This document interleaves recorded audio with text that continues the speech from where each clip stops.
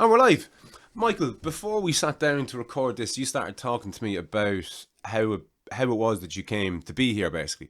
And I said, listen, hold off and you can actually explain to me and everybody else while you're at it. So how is it that you came to be here?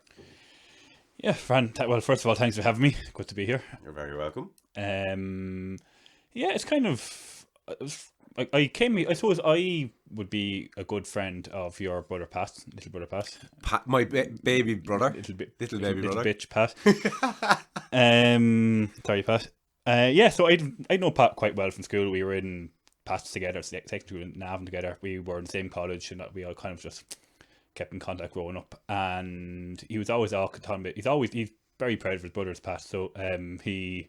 Even me. Even you.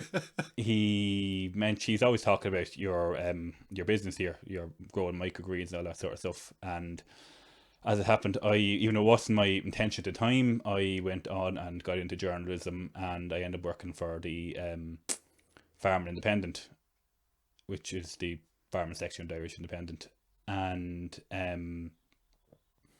so I was always looking for someone to interview and someone to something different to talk to. It's only after starting off, so it was kind of good to bring different ideas to the table. And I was like, then I was like, oh, anybody. This section is called My Week. It's kind of towards the back of the paper, and it's for someone who's doing farming, but someone who might be doing something a little bit different. So, and I was like, oh, I know someone, past brother Fran. So I asked you, would she have it? So I was like, she's like, oh yeah, that sounds good. Something haven't done that before. She didn't even know there was really such a thing as what you do, as micro farming, or what they call it, vertical farming even. She didn't even know it was existed in Ireland. So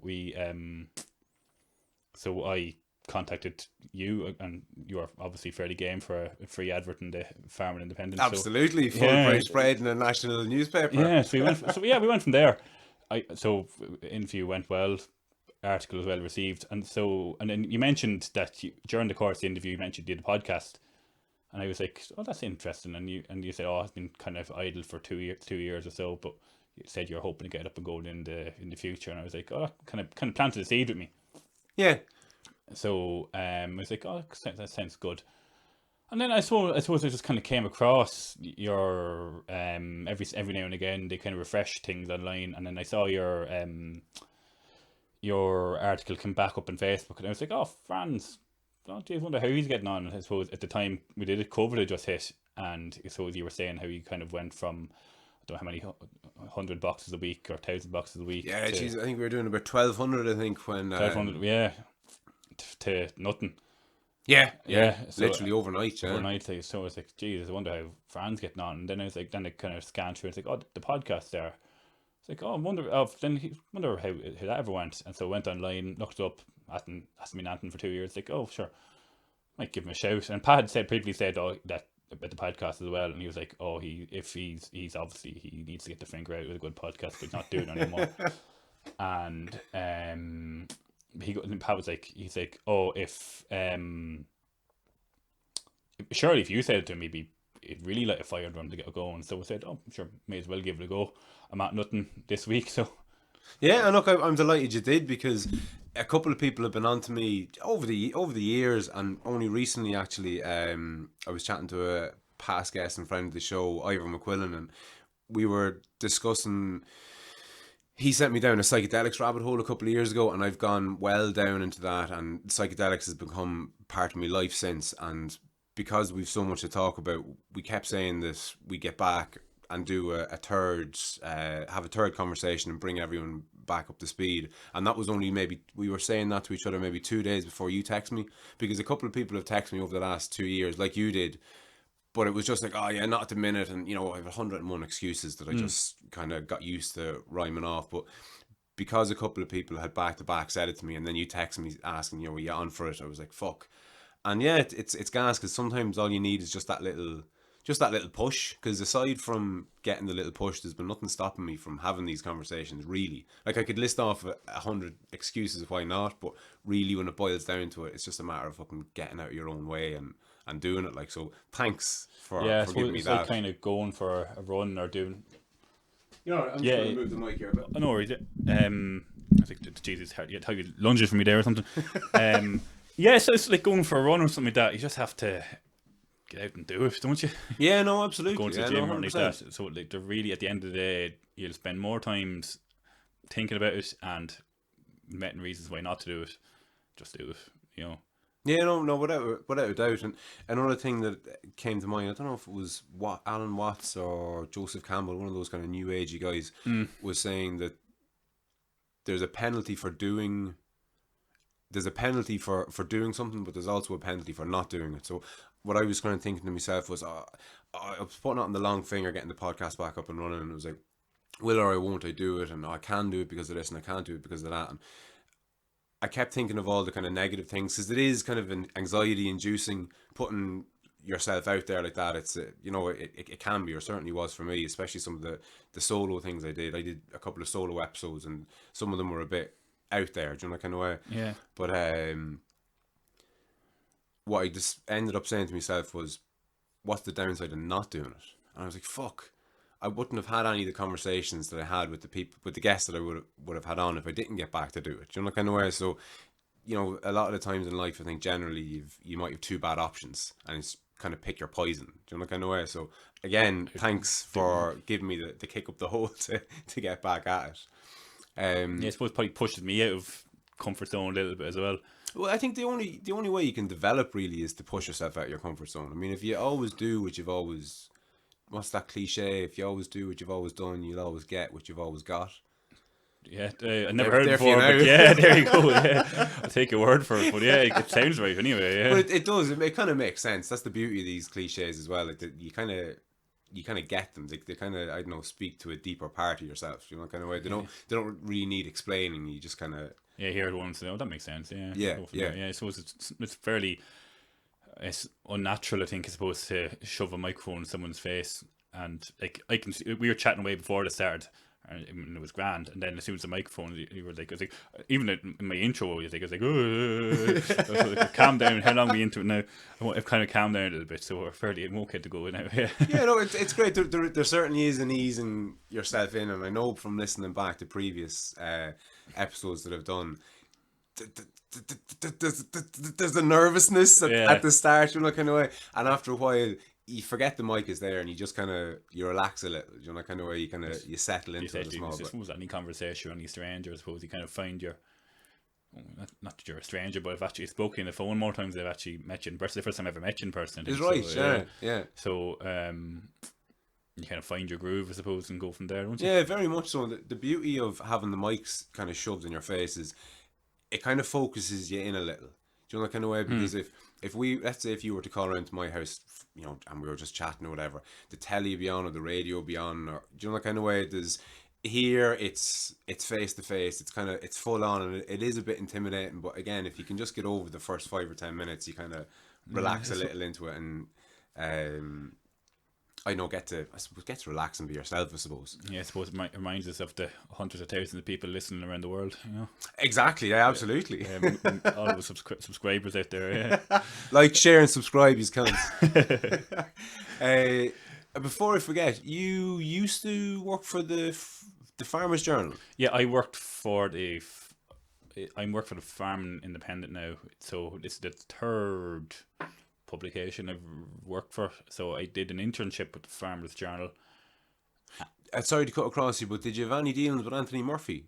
And yeah, Anthony, yeah, he of Mythical Ireland fame, yeah, he was one of the sub-editors up there. Nice fella. Him and his brother Brian worked there, and they were they basically, when you get a newspaper, it's not just write it up in Word and just lump it in. Everything has to be kind of, there's a shape for every page. Picture has to be put there, column has to be placed there, all that sort of stuff. So he was part of the team that kind of didn't write it, but he kind of, I suppose, sub-edited it. We kind of read over it, proofread it to a certain extent after the journalist wrote, and he kind of fitted it to the page. So that was his gig. Right. And actually, I didn't know. It was only towards the end of my time that I found out about his other kind of interest, his the Mythical Island site and all that, yeah. And actually, and then it's only, and then when I finished the journal, I was away for a while, and then I did a bit of worked with the Meat Chronicle, and I actually worked with his father then. No way. Paul, yeah. Just he's not a young man. What age is he? He is closer to 80 than he's 70, but he's still working away. He was doing Class. I started off in the Chronicle I was looking for something to do, and I then did a bit of freelancing with emphasis on the free part. And I've used that line before, and Paul kind of took me under his wing in the first week or so, and we went to he said we was during the summer, so there wasn't much happening. There was no court sitting, there was no council meetings like that. But then as soon as courts started opening up again, he was like, "Oh sure, come along," and I'd cover the courts and trim. Come along and sure, show you what it's like, do a bit of court work and get a bit of experience for yourself. So it was like, okay, fair enough, yeah. And this was when you were in college? This was it started in the summer between colleges, so, yeah, between first and second year of my postgrad.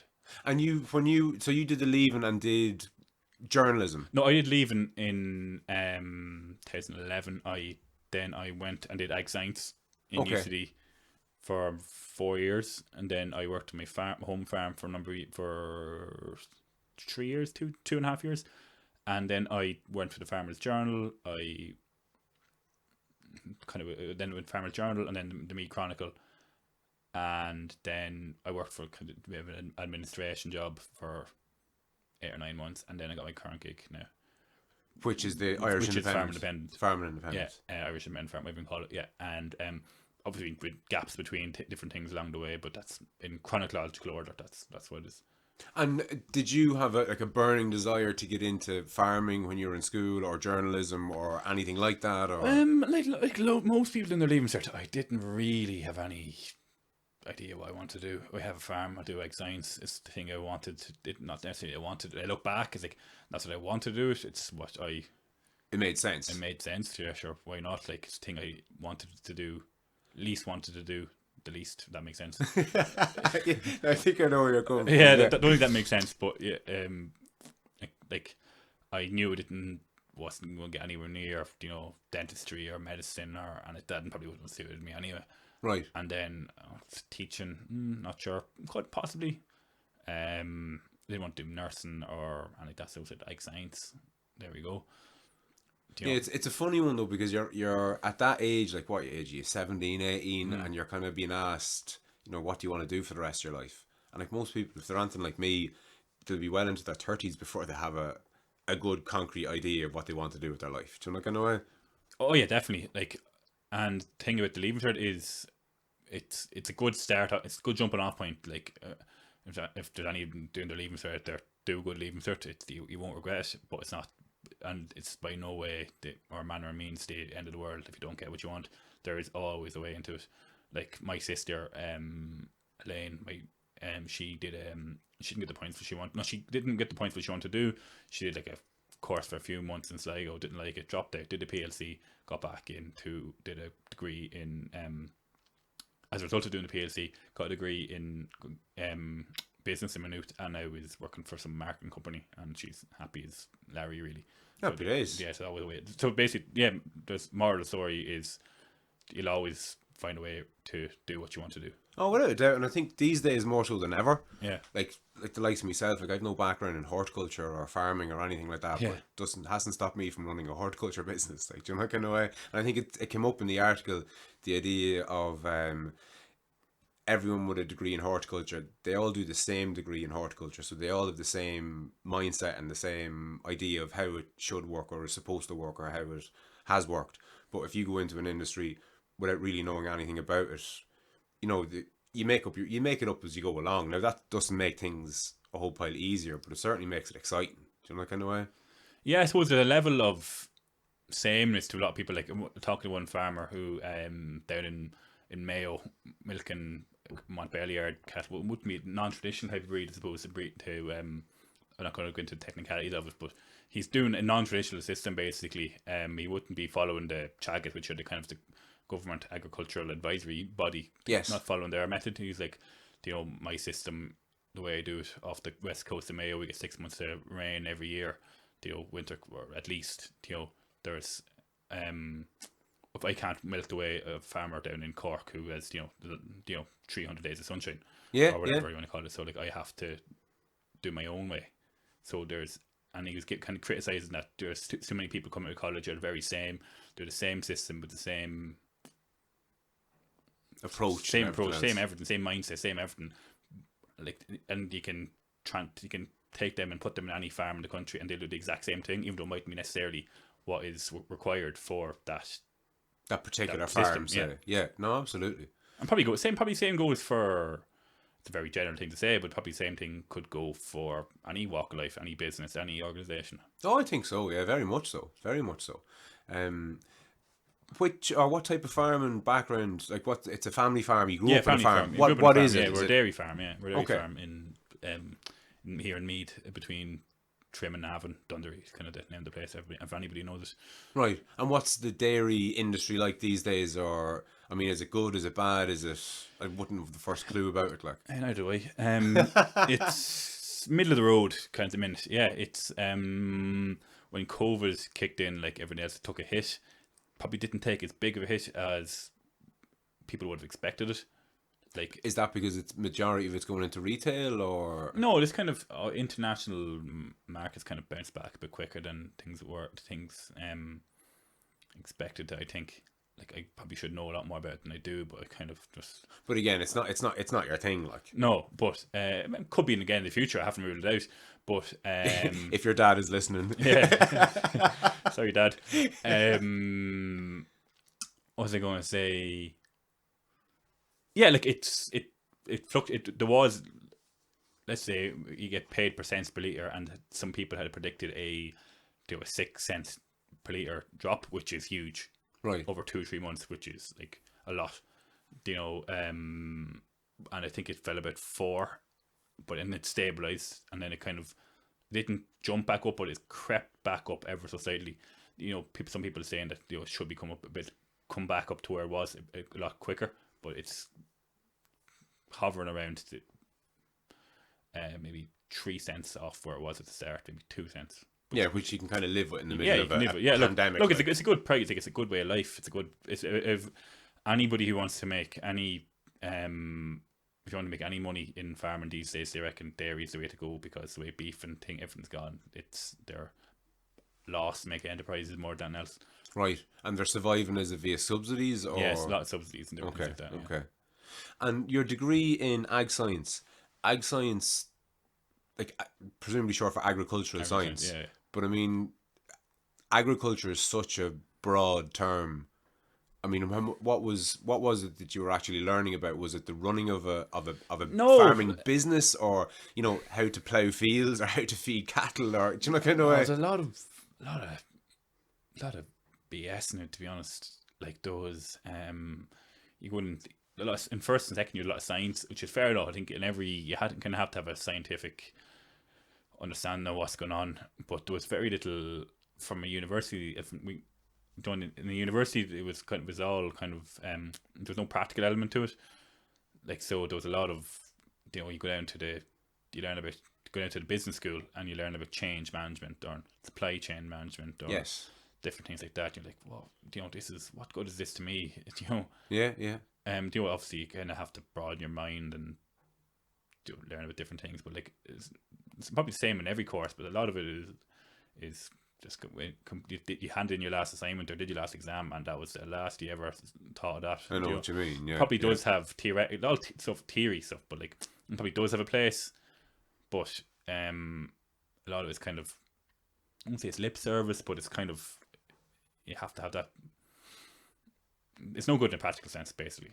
Yeah, but look, I think a lot of degrees are like that, and I think a degree in a lot of cases is just, from an employer's point of view, it's, can this person sit through 4 or 5 years college and pass their exams? Because if they can, it means they're of a certain caliber, regardless of what the degree is.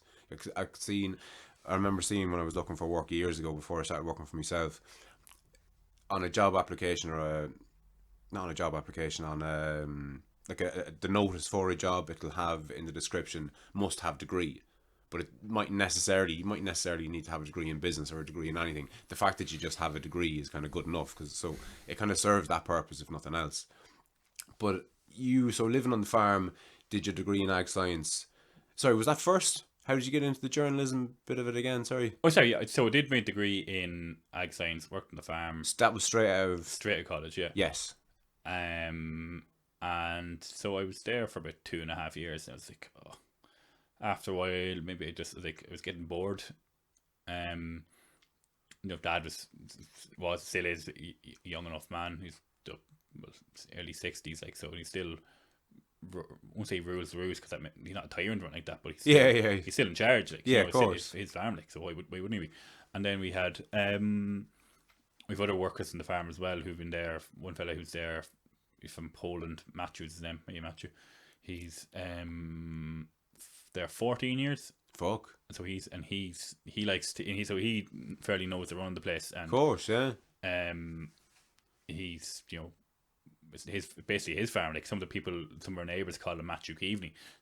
He's there so long. Like, he knows about, and he's and I suppose he called another chief. Dad's another chief, and then another fella. And then I was there for a while, and another fella started working for us, who'd be a very good worker, from Stephen from Donegal, and then he's another chief. And I was like, geez, a lot of chiefs here.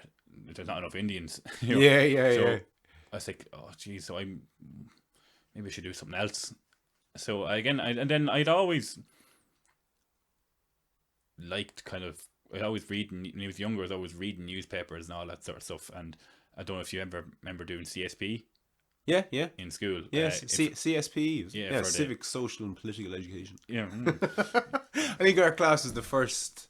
My year was the first year to have that as a junior subject. Yeah.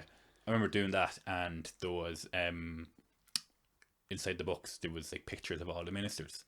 Okay. And the teacher was like, and we had to say who they were, and the teacher used to ask me who they were. She'd know who they were. And how would you have? Just reading newspapers. Oh, okay, yes. Yes. I always and listen to the radio. I was like, oh, that's Enda Kenny, that's Mary Harney, that's whoever it is. It was kind of like, so I always kind of an interest in current affairs and keeping in touch and tune with things. So, and that's kind of sprouted from there. I just didn't really notice it for a while. It's like, I thought that's what everybody did, and then because that was my first kind of thing. That maybe it's just you. And then, so as always in radios, I always listened to different podcasts and different shows, like Off the Ball and different things. So Dad was like, remember when Dad goes to me, like, was kind of discussing like, oh sure, you might do something different or whatever, and he was like, why don't you not do something in journalism? Like, you're always listening to radio, you're always doing this, you're always whatever. It's like, okay, never really thought of that, but okay, give it a go. And that's kind of was born from there, really. No way. And has it lived up to your expectations? But you probably wouldn't have really you didn't really know what you were kind of getting into, or did you? I don't know. No, I hadn't a clue. I hadn't a clue. What's your, like, looking back, like, how long are you at now? On and off, I am since 2017. Okay. So about, if you cram it all together, it'd probably be about 18 months. And one thing that I like asking people who are in, like, you're in the journalism loop, you're in the kind of media loop, which obviously the majority of people aren't in. And I love talking to people from different loops, because you just get a kind of a different perspective. I don't know any other journalists. I don't think I've ever spoken to another journalist. So one thing I like asking people who are in their own little loop is, what are the misconceptions that people have of it, and so two things: what are the misconceptions people have, and what would you wish people knew more about it? Or do you know if that makes sense? Yeah, you that's on the inside, say. I wish the film Green Street never existed. Green Street. Yeah, Joe. Oh yes, the football hooligan. Yeah, journalism. One more person says that to me, oh my god. Journal scum, huh? Like, people think it's funny, and it's like in Father Ted. They don't believe it. Well, no one says that to him. Yes. It's exactly like that. And then sometimes I just give a real, like, aggressive laugh, and someone does this and just walk off. You just get, shut up. So you're not all scum. Not all scum. There is an element of scum in it. Look, there's an element of scum in everything, I suppose. Yeah. So I don't know if you call it a misconception. So people, you kind of have to, but with us anyway, you kind of have to make sure your facts are right, just because, like, it's like if a story breaks that I'd know that Enda Kenny has been, or Enda Kenny's not even two Taoiseach since, if Micheál Martin has been shot dead, just use an example, like, we have to, not unless we saw it ourselves, we have to get confirmation of it. We just can't copy anybody else. Yes, which mightn't be the same for other publications. Yeah, but for most any self-respecting publication, they kind of have to. You can't just go because someone else said. You have to have the confirmation yourself. That's an interesting one, though. Any self-respecting publication, are self-respecting publications in decline? Do you think? Like from my, I don't really follow media in general. I avoid most of it like the plague, to be honest. But my perception of it is that most of it's either half truths or just a lot of half truths, a lot of omission as well. What criticism I'd have about Irish news is they don't really go with salacious headlines like you might see in other countries. But yes, it was an Irish. There's defamation is a lot stronger in Irish. Law, say. Yeah. So your fear is getting sued, basically. Yeah, is more it? or less. Yeah. Okay. Like a lot of stories we do, we send to a legal team. Okay. If you mention any company or anything like that, you send to a legal team. I'm sure when I interviewed you, it probably legal. Maybe it might not have been, but like any story. They said when COVID happened or broke out, whatever, we got an email from our head honcho saying any story that you do mention the company, get it legal, because a lot of companies are going to be going under. They'll be looking for a payout or yes. a payday. Get it legal, get it checked. Okay, interesting. And pre-COVID, then, is there particular industries or that you would have to be extra wary of, or like my understanding of defamation is you can pretty much say what you want about somebody who doesn't have the capacity to sue you. Not, within reason, obviously. Like, do you know that kind of way? No, I wouldn't. I don't touch wood now. I don't have any first-hand experience of it. So Thankfully, it happens to a lot of people. It's more common than you think. Like when we do stuff and the if it's put into the if I do a story on you and the main paper said, oh, we want to use that. Excuse me. That water. If they say they want to use it, they take it off us, but somebody else will reword it. It's like, oh, that doesn't make sense. Blah blah blah. But they might have any idea of the what the subject was like. yes. So it happened time to time that they make up all of it, for want of a better word, and yeah. So then it reads nothing like it was in the first place, and next minute like, okay, here. Then you read the paper like, I never said that. That's not true. That's not true. What are you on about? Give me. Next minute we get a letter in the post. Letter, yeah, of course. And is that a part of the course in journalism that you would have done? Is that a big part of it? Yeah, there's a law. We did a module on media law. And okay. Basically, anything that you say that is the truth, that's a lie. If I tell a lie about anybody to at least one more person, that's like defamation. But it has to be like there's some like not self-respecting or people of kind of high regard or whatever, like basically any normal person in the street. Let's say if I said something about you to someone who was clinically insane, that might get away with it. Do you know what I mean? I know what you mean. Yeah. So who you're saying it to? Yeah, kind of upstanding. There's some word, and I can't remember what it is, but something like that. So like I remember one of the examples of counts as defamation. It doesn't have to be in a paper. Like one of my college lecturers said that there was this case she was a barrister, and there's a case in Dublin where somebody sent a text to a manager of a child's football team, and there was 3 or 4 of them managing team together, and one of them sent a text to another one about someone else. So, and they said that Johnny said to Mary that Paddy was a paedophile, and it wasn't true, but they said it, Yes. Sued. I think they got 45 grand out of it or something. Fuck yeah, you have to be so careful, especially these days, because something, especially with an online publication, like you make a mistake, and then you might cop it the day after, or let's say it goes for publication. The guy who you interview reads it and goes, "Hang on a second, that's not true." Like the fucking cat is well out of the bag at that stage. Like there's no pulling it back once it's gone out.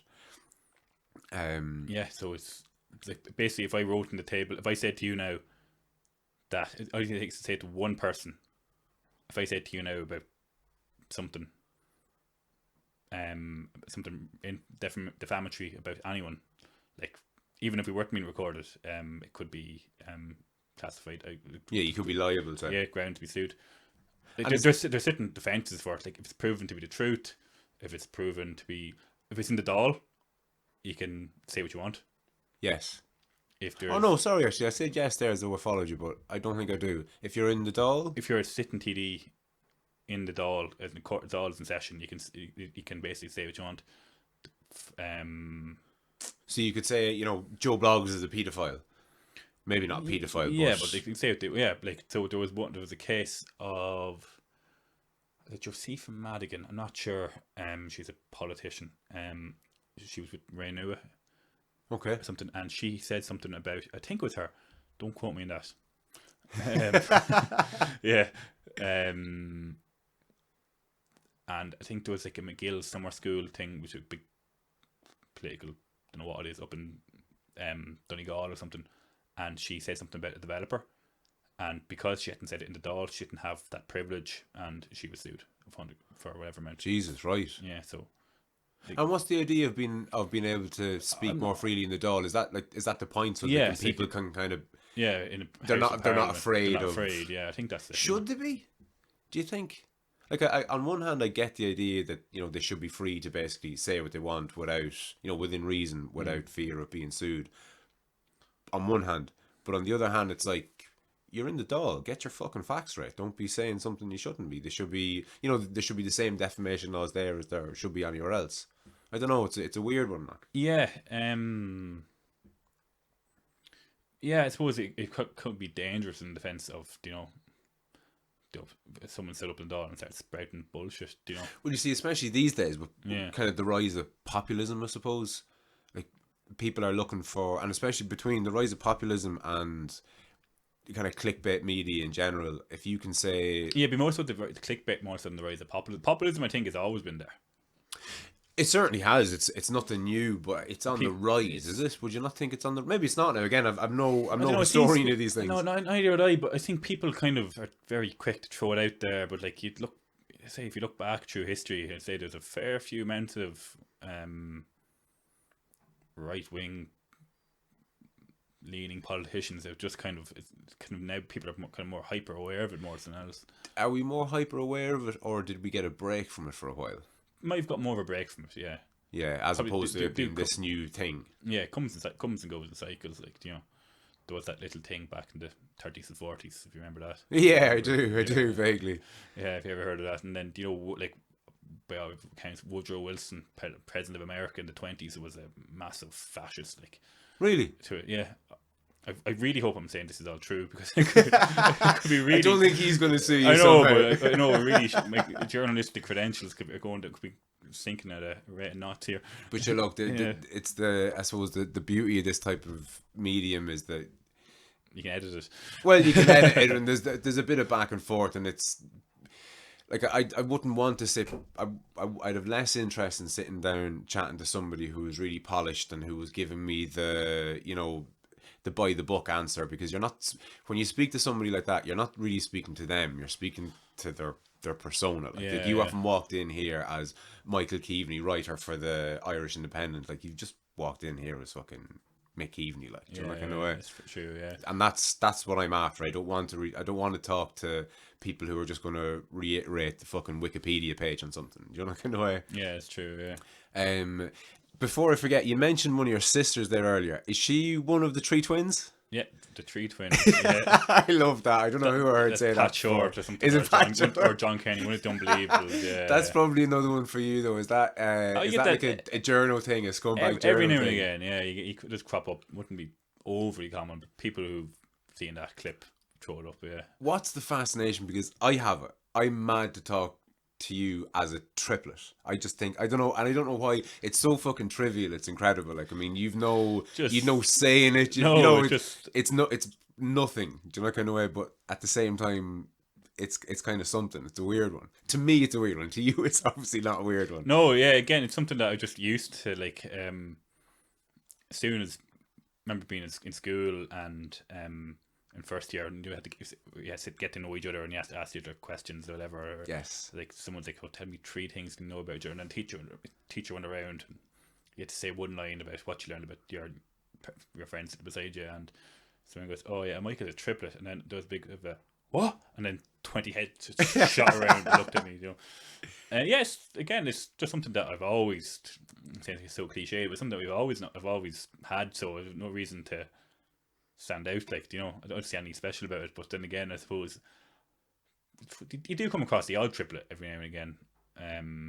These are out there. Yeah, there's more than just us. I think actually Mam's friend has a triplet somewhere in Kilmessan, and there's a few you know, a few of them around. And then when we were born, they joined in the some like association for multiple births or something. I was actually going to say, and would have been taking the piss, like, you know, are you not part of a triplets union or something? Like, but you are with the no, I think it was just something. But I think it was something that when you had babies, just for like maybe a support group. Help us, yeah, fucking right, Jesus. See, we get cheaper nappies. I even know if that's what it was.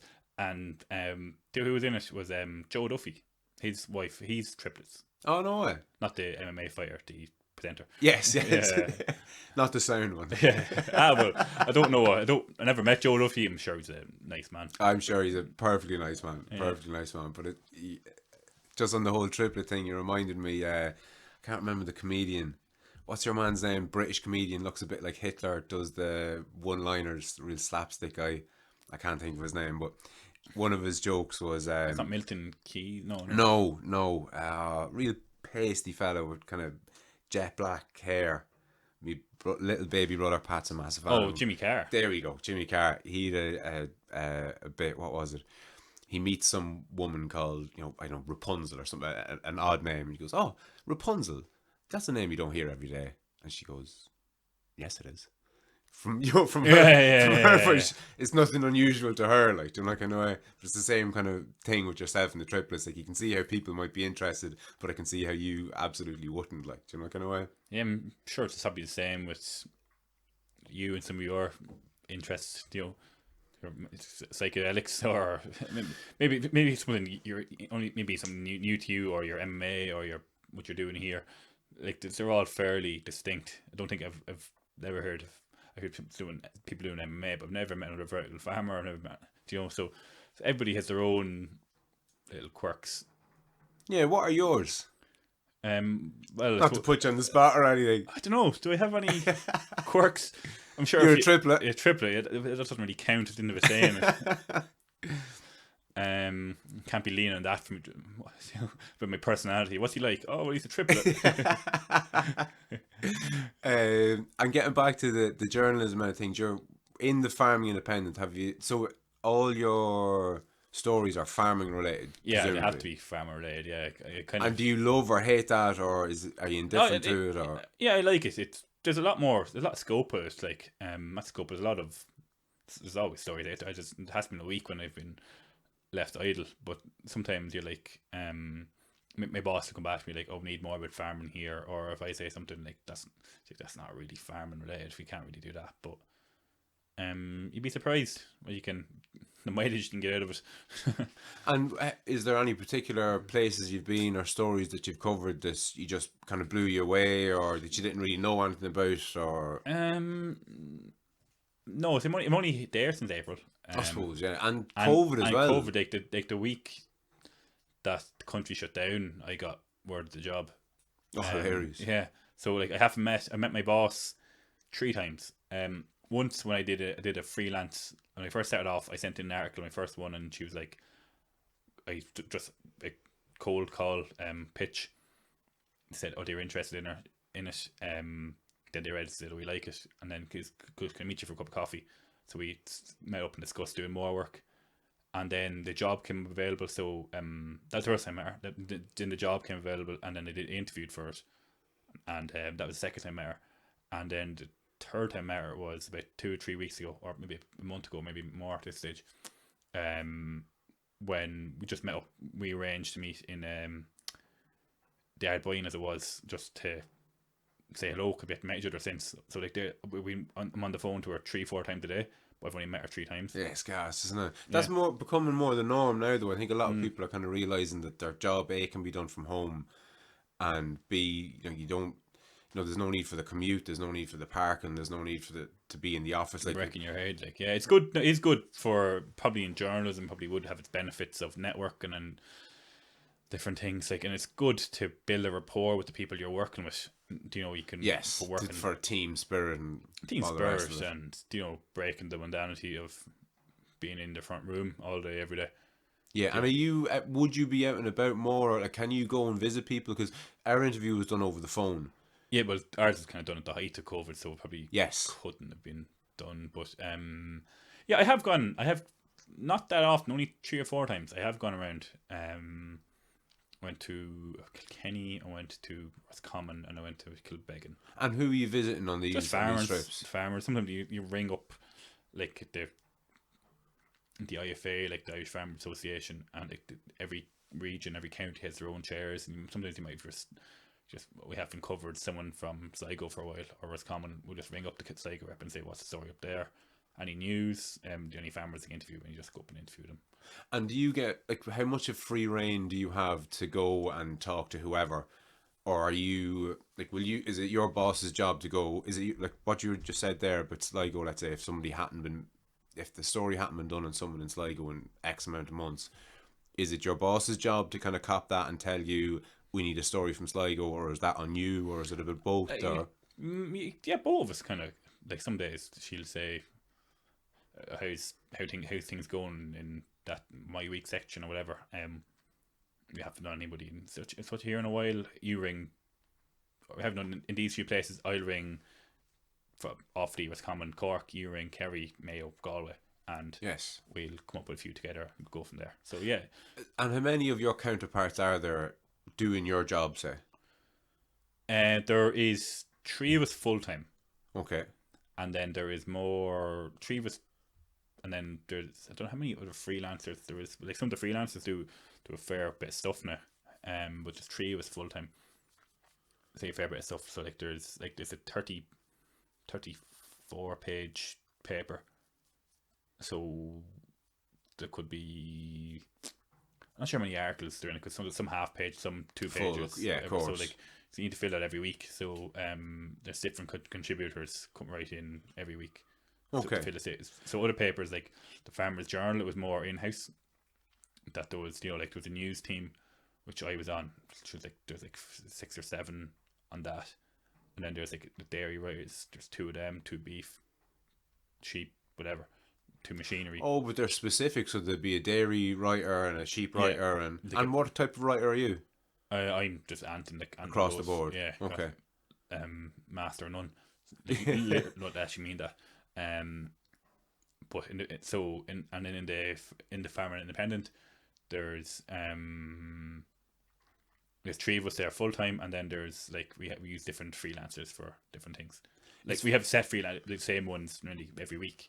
Yeah, they're practically full timers. But and then there's a section, like there's a section dairy, beef, tillage, sheep, whatever. But then there's like there's a row of, there's 4 main sections. There's a row of we might have 3 or 4 of each, and use 1 every month. So okay.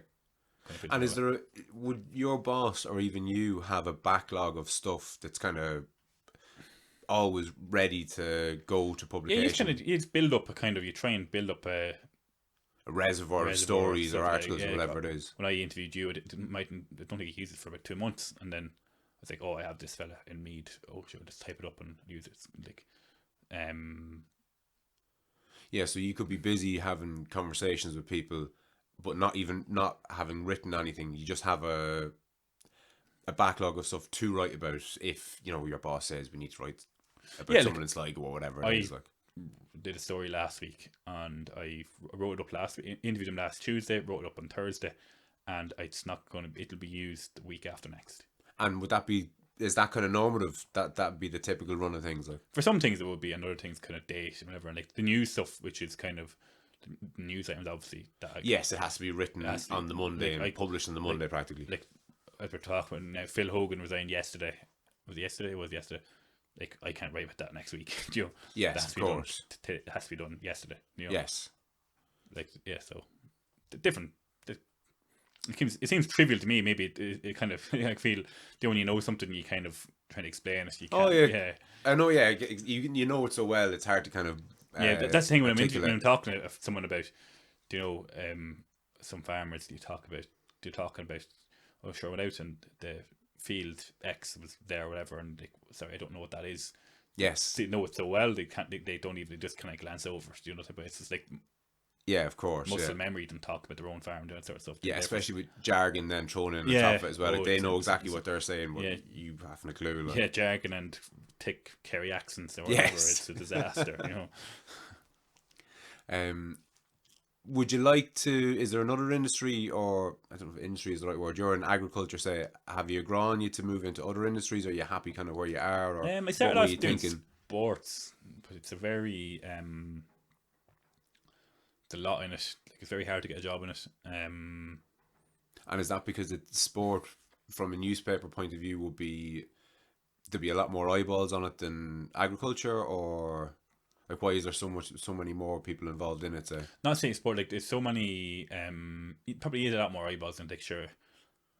A lot of farmers like sport, but not all sports people like farming. Everybody's kind of a past interest in sport. Like you mightn't like football. We talked about Philly and McMahon before. You hadn't heard of him, but you imagine you like MMA, or everybody likes a lot of people like sport basically. Yes, like the farm section comes out once a week. Sports section's there every day. That being said, the sports section kind of disappeared during COVID, and the farm section kept going. But yeah, of course, yeah, going farming, victories. But it's just a lot more people trying to get into it, and those who aren't working in it for a paper have their own blogs and different things. It's kind of saturated to a certain extent. And have you any interest, or what actually, aside from having interest in doing it, do you have you an obligation not to write for other papers, or to do podcasts, or to hopefully not. Hopefully not to do podcasts. It'd be a bit kicking the teeth if I told you that. Sorry about that, Fran. But you know what I mean? There's no restrictions on you having a YouTube channel or a podcast of your own, never mind appearing on somebody else's, or is there? Is there any kind of conflict of interest? I signed a contract saying I'm not allowed to write for other papers. Okay. And different things. So, yeah. And on the would you have any interest in doing freelance, or do freelancers all want jobs, or what way does that typically kind of plan out? If freelancers, it's more lucrative probably to do freelancing if you can get enough of it, like you can get enough of it, yeah. Okay. Because it's funny, the photographer that came down, so just to give the people the background, we spoke on the phone, and you did the interview over the phone at the height of COVID, and then it was a couple of weeks later, the photographer came down and was just basically picking his brain on his job and everything else, and he was saying that I think he described himself as a dinosaur, because he's a full-time employed photographer with the Irish Independent. And he said, I think when he started, let's say, I'm paraphrasing this, but you'll get the gist. When he started 20 years ago, there was 20 full-time photographers, and now there's him and some other fella, and the rest of it's all freelance. I suppose because back in the day, to take a photo of sufficient quality, you needed the equivalent of a €1,500 camera, but now literally everybody has one of those in their pocket, like. Yeah, like we were talking about some fella there today, and his picture of him, the TikToker fella in Kerry, farmer that carried, and these videos of his dog, and it's gone viral. So just a kind of a friendly kind of an interview with him, and nice fluffy thing. Yeah. And we had pictures of him that it was in the Kerry Man, the newspaper down in Kerry, and which we own. So we got them to send us on the photos, and one of the production guys was like, "Can you just find out who took that photo? It looks like it's a professional photo." So I got on to him, and he was like, "No, that was my sister." Hilarious. Yeah. So it's kind of making cameramen defunct to a certain extent. We shouldn't say that. Actually, I don't even know.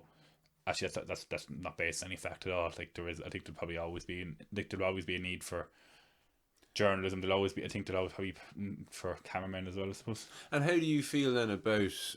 So you're competing against freelancers, and presumably you don't need to be a registered freelancer in order for the paper to run your story. I mean, if I was just to write something on, let's say, something that I know more about more than most people, vertical farming, can I just send that into the Independent? Yeah, and you can do it.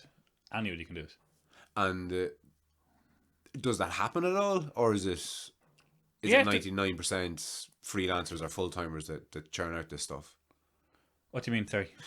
The articles that actually get published in the paper, I would imagine 99% of it, or more even, is full-time journalists or full-time freelancers, if that makes sense. Do many regular people just write in and that stuff get published? I'm not 100% sure, to be honest. I wouldn't deal with it. I'd imagine do too much with them. I imagine there'd be the odd one, but people like we use a lot of the same freelancers. Yes, of course, people that you know and that are decent and whatever else. Yeah, so we know when you like their style and whatever. So it's like, so I've had some people, like, not in the Farmer Independent but in the Chronicle and the Farmer Journal, like they try to send in a report of something else, and you know what they write is pure bollocks, to be honest. Like, you can't, like, there's no way you can publicize that. And in relation to most stuff that you see out there, do you think it's, now that you're in the loop and you're in the journalism route, do you think that the quality of it is good generally, or what do you think is missing, or there should be more or less of, or? Yeah, I kind of don't really want to criticize anyone, but I think we're kind of lucky in this country, so we have a good, like, I wouldn't really pay too much attention to so I suppose tabloids already have their place and certain people follow. I wouldn't really be a big reader of them, but in the broadsheets, like the Irish Times and the Independent and different things, there seems to be I think the quality of journalism in Ireland is fairly high. Yeah, again, I don't follow it as much, but I'm sure there probably will be critics and different things though. But I think I tend to follow these things much more broadly, and so when I say much more broadly, like I'd be exposed to as much American politics as I would, and English politics as I would Irish politics, say. But one thing that I've kind of, it's not that I know, it's kind of well known, is that there's a drive for eyeballs. Basically, that's what's driving the revenue streams of most media companies, not just newspapers. And do you find that you have to write not salacious stuff, but I suppose it has to be interesting first and foremost? Put the interesting thing towards the top, I suppose, and you might pull the pull quote, like something that you see kind of written in bold, big writing on the halfway across the page, or even for the headline, you think of what's the most interesting thing this person has said. Yes. Like if I wrote something on you and it's like, oh, Fran has a farm and blah blah blah, like sure, who gives a fuck, to be honest. Yeah, of course. But the line, what was the headline you gave me? Or was it you that actually gave that, or is it an editor that probably does someone that? else did it? What was the? I something about with your how many boxes you put out a week or something. No, it was the one that was printed on you was I love the line, actually. My facility it's just there behind you in framed. It is, 10 foot by 10 foot. Yeah.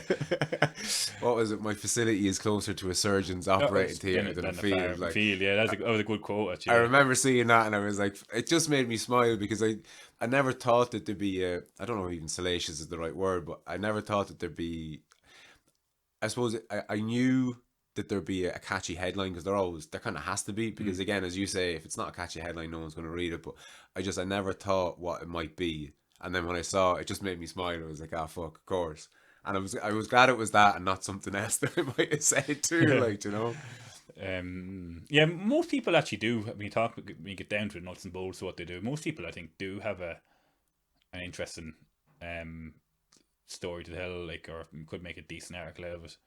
Oh yeah, absolutely. And have you got much pushback from anyone that you've spoken to and then wrote about, and that they weren't particularly happy? Does that happen? No, or? It has happened to me. I wrote one article about and I got a bit of pushback from someone else. It's only happened once. Some fella said, like, I wrote about someone doing contracting, and someone from it, and the headline was kind of changed a little bit, but it was basically people are. It was a bit of farmers in Carlow who were, instead of getting silage contractors in, people to cut their silage for them, they teamed up and bought their own machinery. Okay. And the headline was cutting out the middleman, which basically I thought that's what it was. And then someone wrote me saying like, "Oh, you're trying to turn farmers and contractors against each other and all that sort of stuff and blah blah blah." And he said, I was quoting figures that they gave me how much cheaper they could do it, and he was like, "Oh, that doesn't make sense. How could you do it for this blah blah blah?"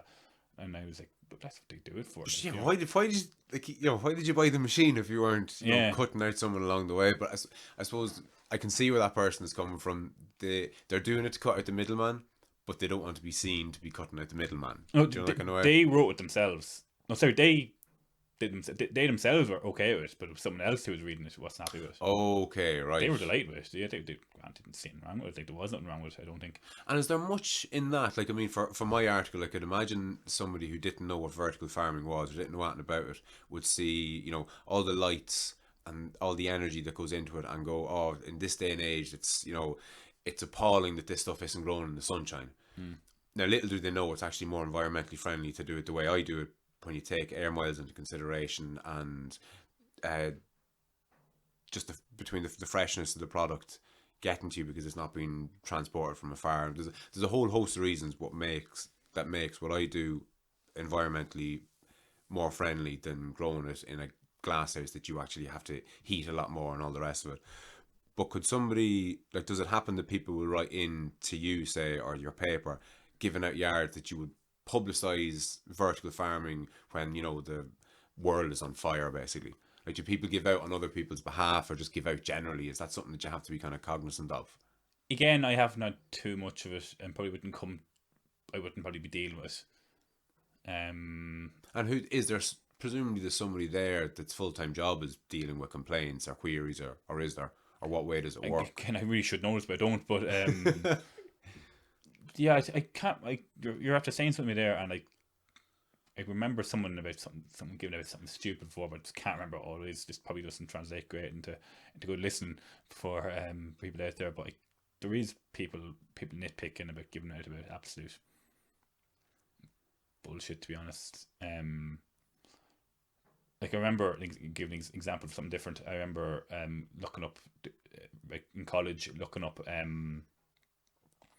the different advertising campaigns or something, and there was an ad about, I can't remember what it was for, but it was basically this little girl, this man and woman meet, come together, or whatever, they could for Vodafone or something like that, but they man and woman, and they were starting going out, but she had a child already, and it shows the new boyfriend bonding with the child, and then again put him to bed, and towards the end of the ad he goes, "Oh, good night, Dad," or whatever, and he's like, "Oh, I'm your dad," whatever. You think I'm your dad, whatever.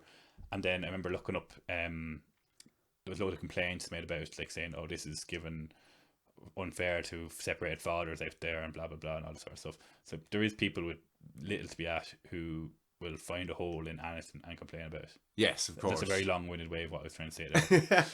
It hasn't come across your desk just yet. Anyway. Yes, but yeah. And in the people that you've spoken to, and just with your general understanding of Irish agriculture, is it headed a certain way? Like, presumably it all has to be environmentally friendly, it has to be profitable for a start, less subsidies and all the rest of it. But is there an area that's doing better than others? Like, are exports up, or is import substitution a big thing, or what are the driving forces in agriculture generally? Yeah, it's kind of up in the air at the minute. Like, there's a trade war going on with America. There's between the EU and America, they kind of things aren't going great there at the minute. My understanding of that is exactly how you said it. Things aren't going great, but I mean that's the limit of my knowledge. It's probably the same with me. But what does it mean for like the farmers here? That probably it's so it probably mean if prices are going to be impacted. Like, there's so many going on. There's a trade war but when the Ukraine and Russia went to war back in 2014. Jesus, was that 2014? Fucking hell. There were sanctions. The EU put sanctions on Russia. Russia said, "Okay, we'll this work two ways." So they did the same. So that affected the price of Irish Milk was beginning to go into Irish Agri was going to begin to look into Russia more as the next world market. That put the shutters down on that. Yes. Then there's even though I don't know a massive amount about this, but I was talking to this fella who a wool merchant who basically collects the wool off sheep farmers. He buys wool off farmers, and he said that the price for that has fallen through the floor. I think they might get 10 cents a kilo for wool, and it was like 5 years ago it was 150 a kilo. Fuck right. And he said that the American and Chinese trade war has a massive effect on it. On the price of wool, or okay, on Irish farming generally. Maybe I think he's more talking about wool, but he did say that he's of the opinion that that had as an effect on Irish agriculture in general.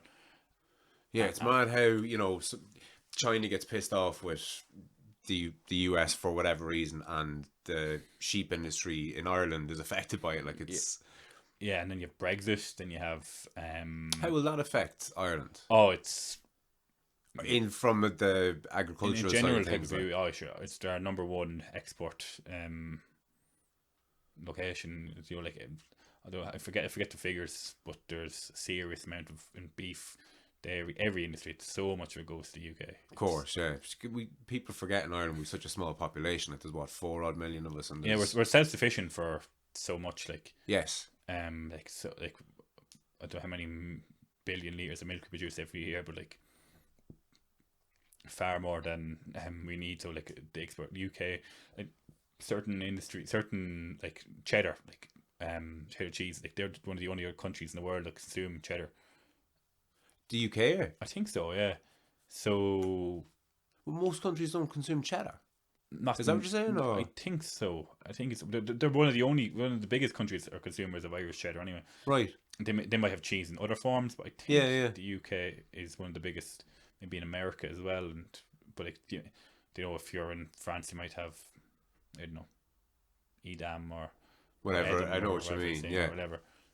It's funny because I believe 3/4 of all mushrooms that are grown in Ireland go into the UK as well. Oh, I believe it, yeah. And like a lot of them are in border counties in mushroom farms, and remember someone saying that when Brexit hit, like mushroom farmers took a massive hit. Almost instantly. This where I'm based out of here was a mushroom farm once upon a time, and now it's gone this 20 years. Like, but I believe Monaghan Mushrooms came in and basically they just modernised what all the small independent growers scattered throughout the country were doing, and basically blew them out of the water. So it's been great for me in a roundabout way, because it gave me a premises, like, and they're controlled growing environments. That's what they were, purpose-built controlled growing environments. So to have 6 of them down the road from my house was fucking brilliant. Like, one man's waste is another man's wealth and all that jazz. In relation to the journalism and the work then, so you have an interest in sport, did you say, but you're not arsed or that pushed because it's so... I won't say I'm not arsed. Like I did small bits and pieces, like kind of submitting articles to different websites when I first started off. But from what I gather, it's a very saturated. A lot more people want to work in sports journalism, should I say? Okay. Than every young man who does journalism wants to get into what they're interested in, I suppose, which is sport for the most part, or for a lot of people. Like, who doesn't want to write about Jurgen Klopp or Liverpool or whatever? Like, yes, just probably like there's like certain, like I was talking to just someone randomly in the street or there in the coffee shop a while ago, and they're like, "Oh, my young lad wants to get into journalism and sports journalism, and I think I'm kind of trying to steer him towards something a bit more solid and that stuff." And the typical parent. Yeah, and he's probably right to a certain extent. Like, and if people want to do it, they definitely can do it, but I reckon it's a lot harder than it once was. Yeah, of course. Yeah. Yeah. So in journalism, then, aside from writing for papers, I mean, investigative journalism, is that of interest to you, or is that something that you do, or is that a different thing? Or I have one or two things that ideas and for investigative stuff at the minute, but I haven't really explored them too much. Without giving them the specifics away, can you tell me broadly about them, or would that be giving away too much? probably would. I suppose you kind of have to kind of just look at look at an area and kind of find a kind of a chink, not a chink in it, but let's say if I don't know,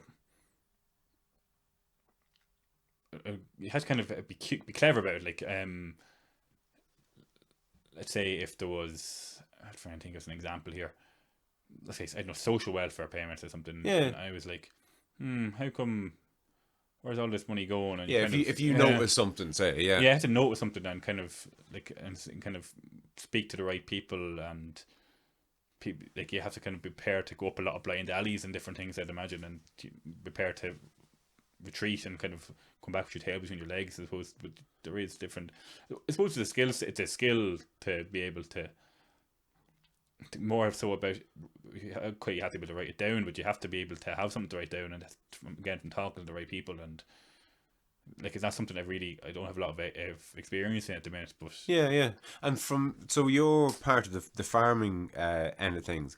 If you were to have an interest or to find a fucking scoop or whatever it was and write about something else, can you bring that to your editor, or do you have your pigeonhole and stick in it like that? Very much open to, if you have it, they'll bill it and they'll come. If you have it, let us. We'll take it. That type of way. Yes, yeah, of course. Yeah, no, it's interesting.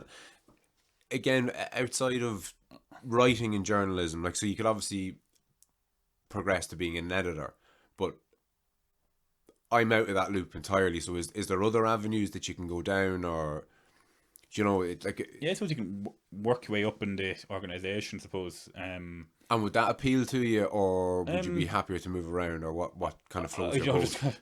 I'm just in the door to me, so just kind of happy with finding my feet, my own role. Like, you do hear of different people going on to become publishers, and like kind of stakes in a company and moving up through away from the day-to-day of being journalists to kind of more senior management positions. Okay, yeah. And your course in journalism, did that cover any of that? No, I think that was just strictly journalism. Yeah. Okay. No, like, the course in journalism, it was good, to a certain extent, but there was a lot of it was, like, my undergrad, a lot of bullshit in it. Right. Yeah, it didn't really prepare you, say, for the role. Like, I think most degrees are kind of similar, though, are they? Yeah. In that kind of sense. Yeah, like, we've probably talked about it earlier, but probably not win any friends here in that college. That unnamed college.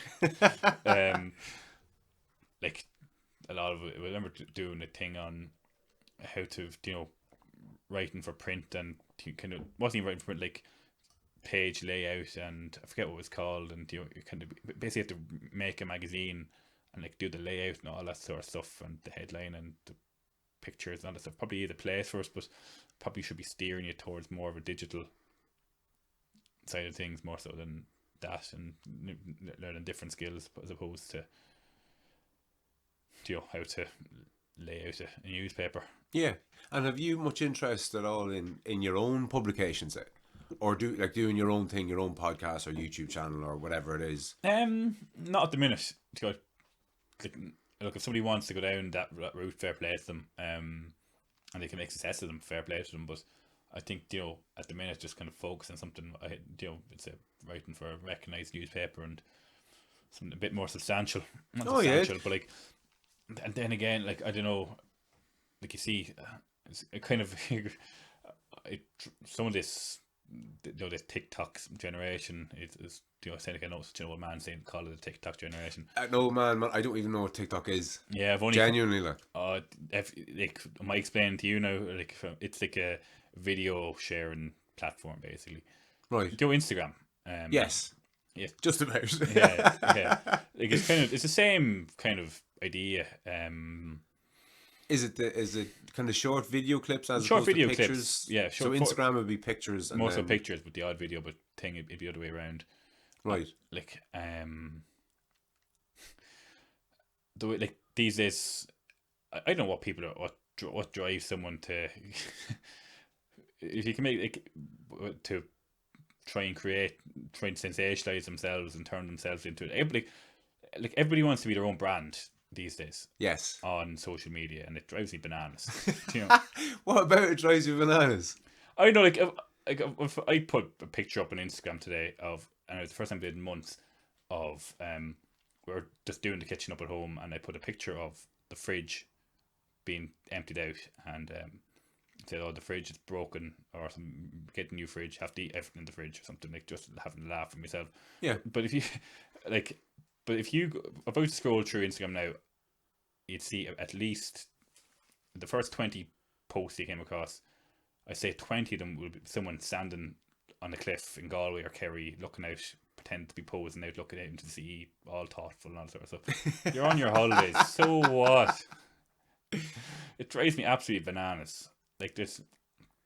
Everybody's trying to with some sort of a witty caption underneath. Oh, of course, yeah. The caption absolutely. is 9/10 of the law, but it's, maybe I'm not getting this across right, but I think I saw a quote there. Was it the whole world is a stage, but few actually play? I don't know what it was. Yeah. No, again, you're paraphrasing it, but the sentiment is there, Yeah. And I think that's a huge fucking problem at the minute. Is people are, it's a lot of kind of pretense. Again, you're putting this persona of yourself online, which I think puts a lot of pressure on people to, especially girls, young girls, to kind of look a certain way and be a certain way and to do a certain thing. And I think in my generation coming up, you just had, the lads in your class and your brothers and sisters at home, and that was, and at football or whatever else, you got to be, I know, you got to be a bit normal, if that makes sense. But I think these days it's obviously a lot different. There's a lot more pressure. There's a lot more, because I remember even when Bebo came around, there was how many hearts or likes your page had, and you might be proud of your 50 or 100 or whatever it is or was, but it's always in comparison to what everybody else has. Yeah. So there's the real comparative thing, how many friends you have, how many likes you have. And it's funny, I'd like to think that I'm above all that, but I don't post a whole pile on social media, especially not anymore. But when I put this live, I will be checking how many fucking likes it gets and how many shares it gets. And I have a habit of obsessing over these things. Yeah, it's like a currency, but it can. It's 100% a currency. It doesn't get you anywhere.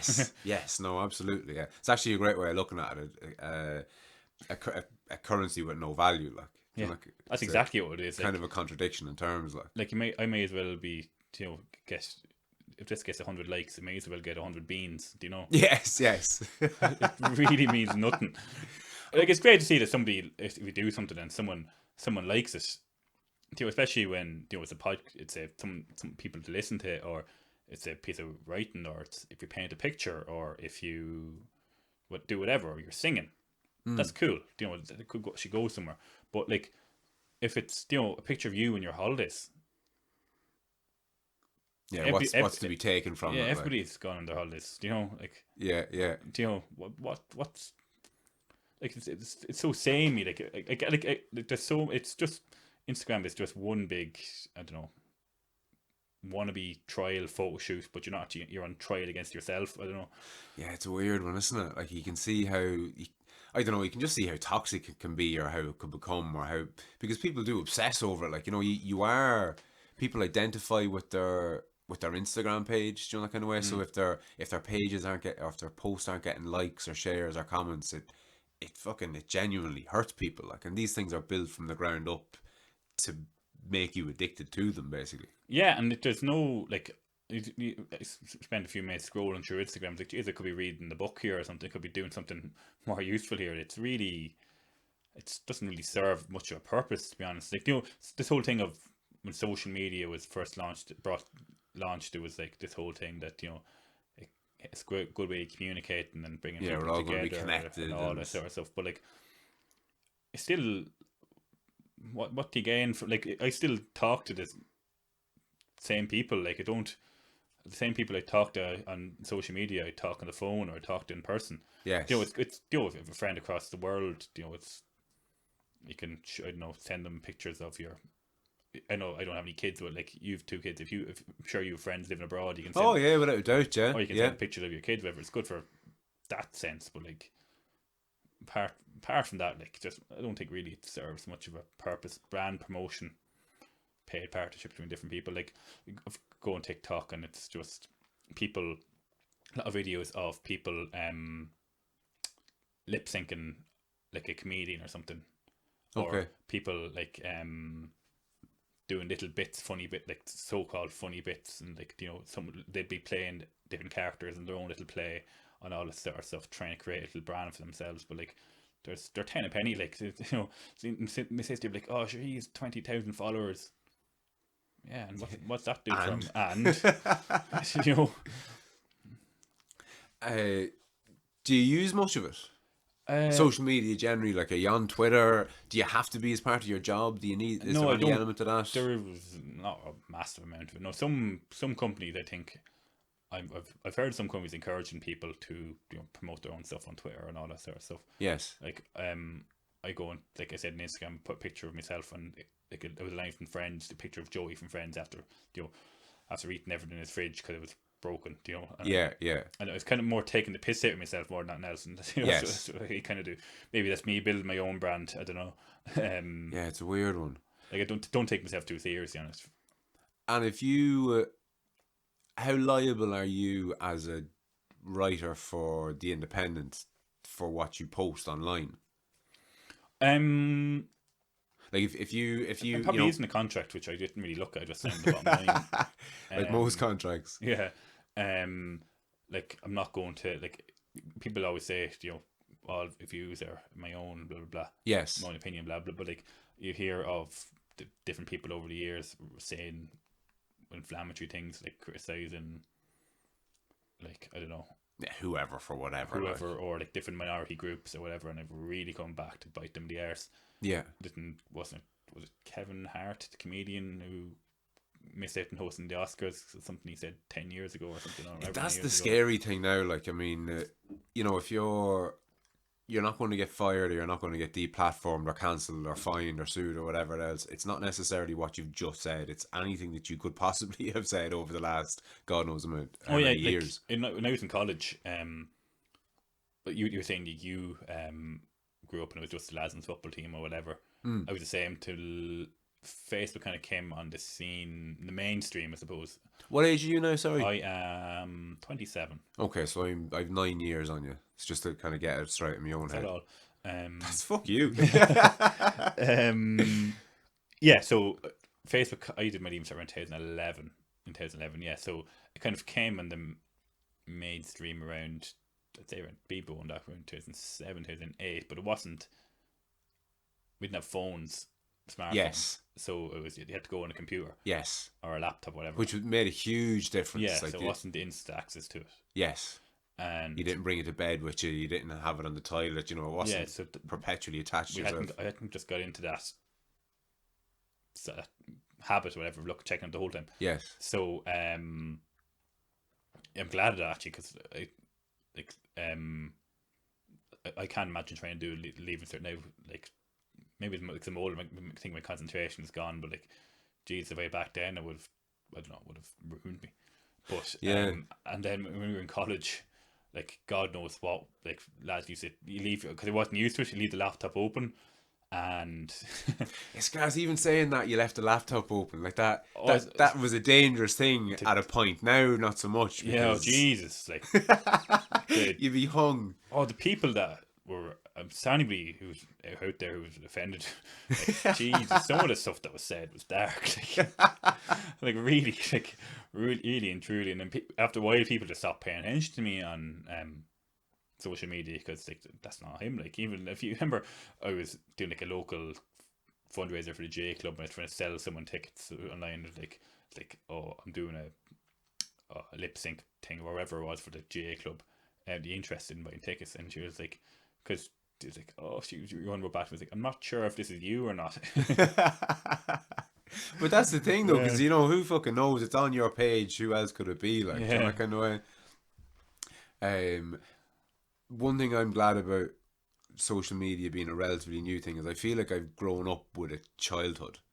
Do you know the kind of way I think? And I guess it's all wholesome. Look back at how wholesome it was, you know. yeah, like, growing up was fucking tough enough.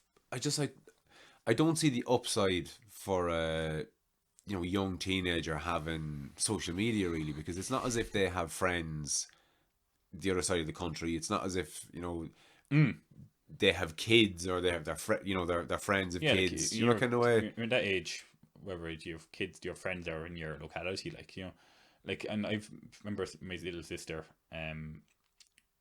was in her friend's house, and my sister was in her friend's house, and her friend has younger siblings again, who they walk along, and this podcast will just really transform across, but they were doing kind of little dance or something as they were walking, and it was a nice move, by the way. Yeah, it was. Yeah, I flapped my arms like a chicken here, but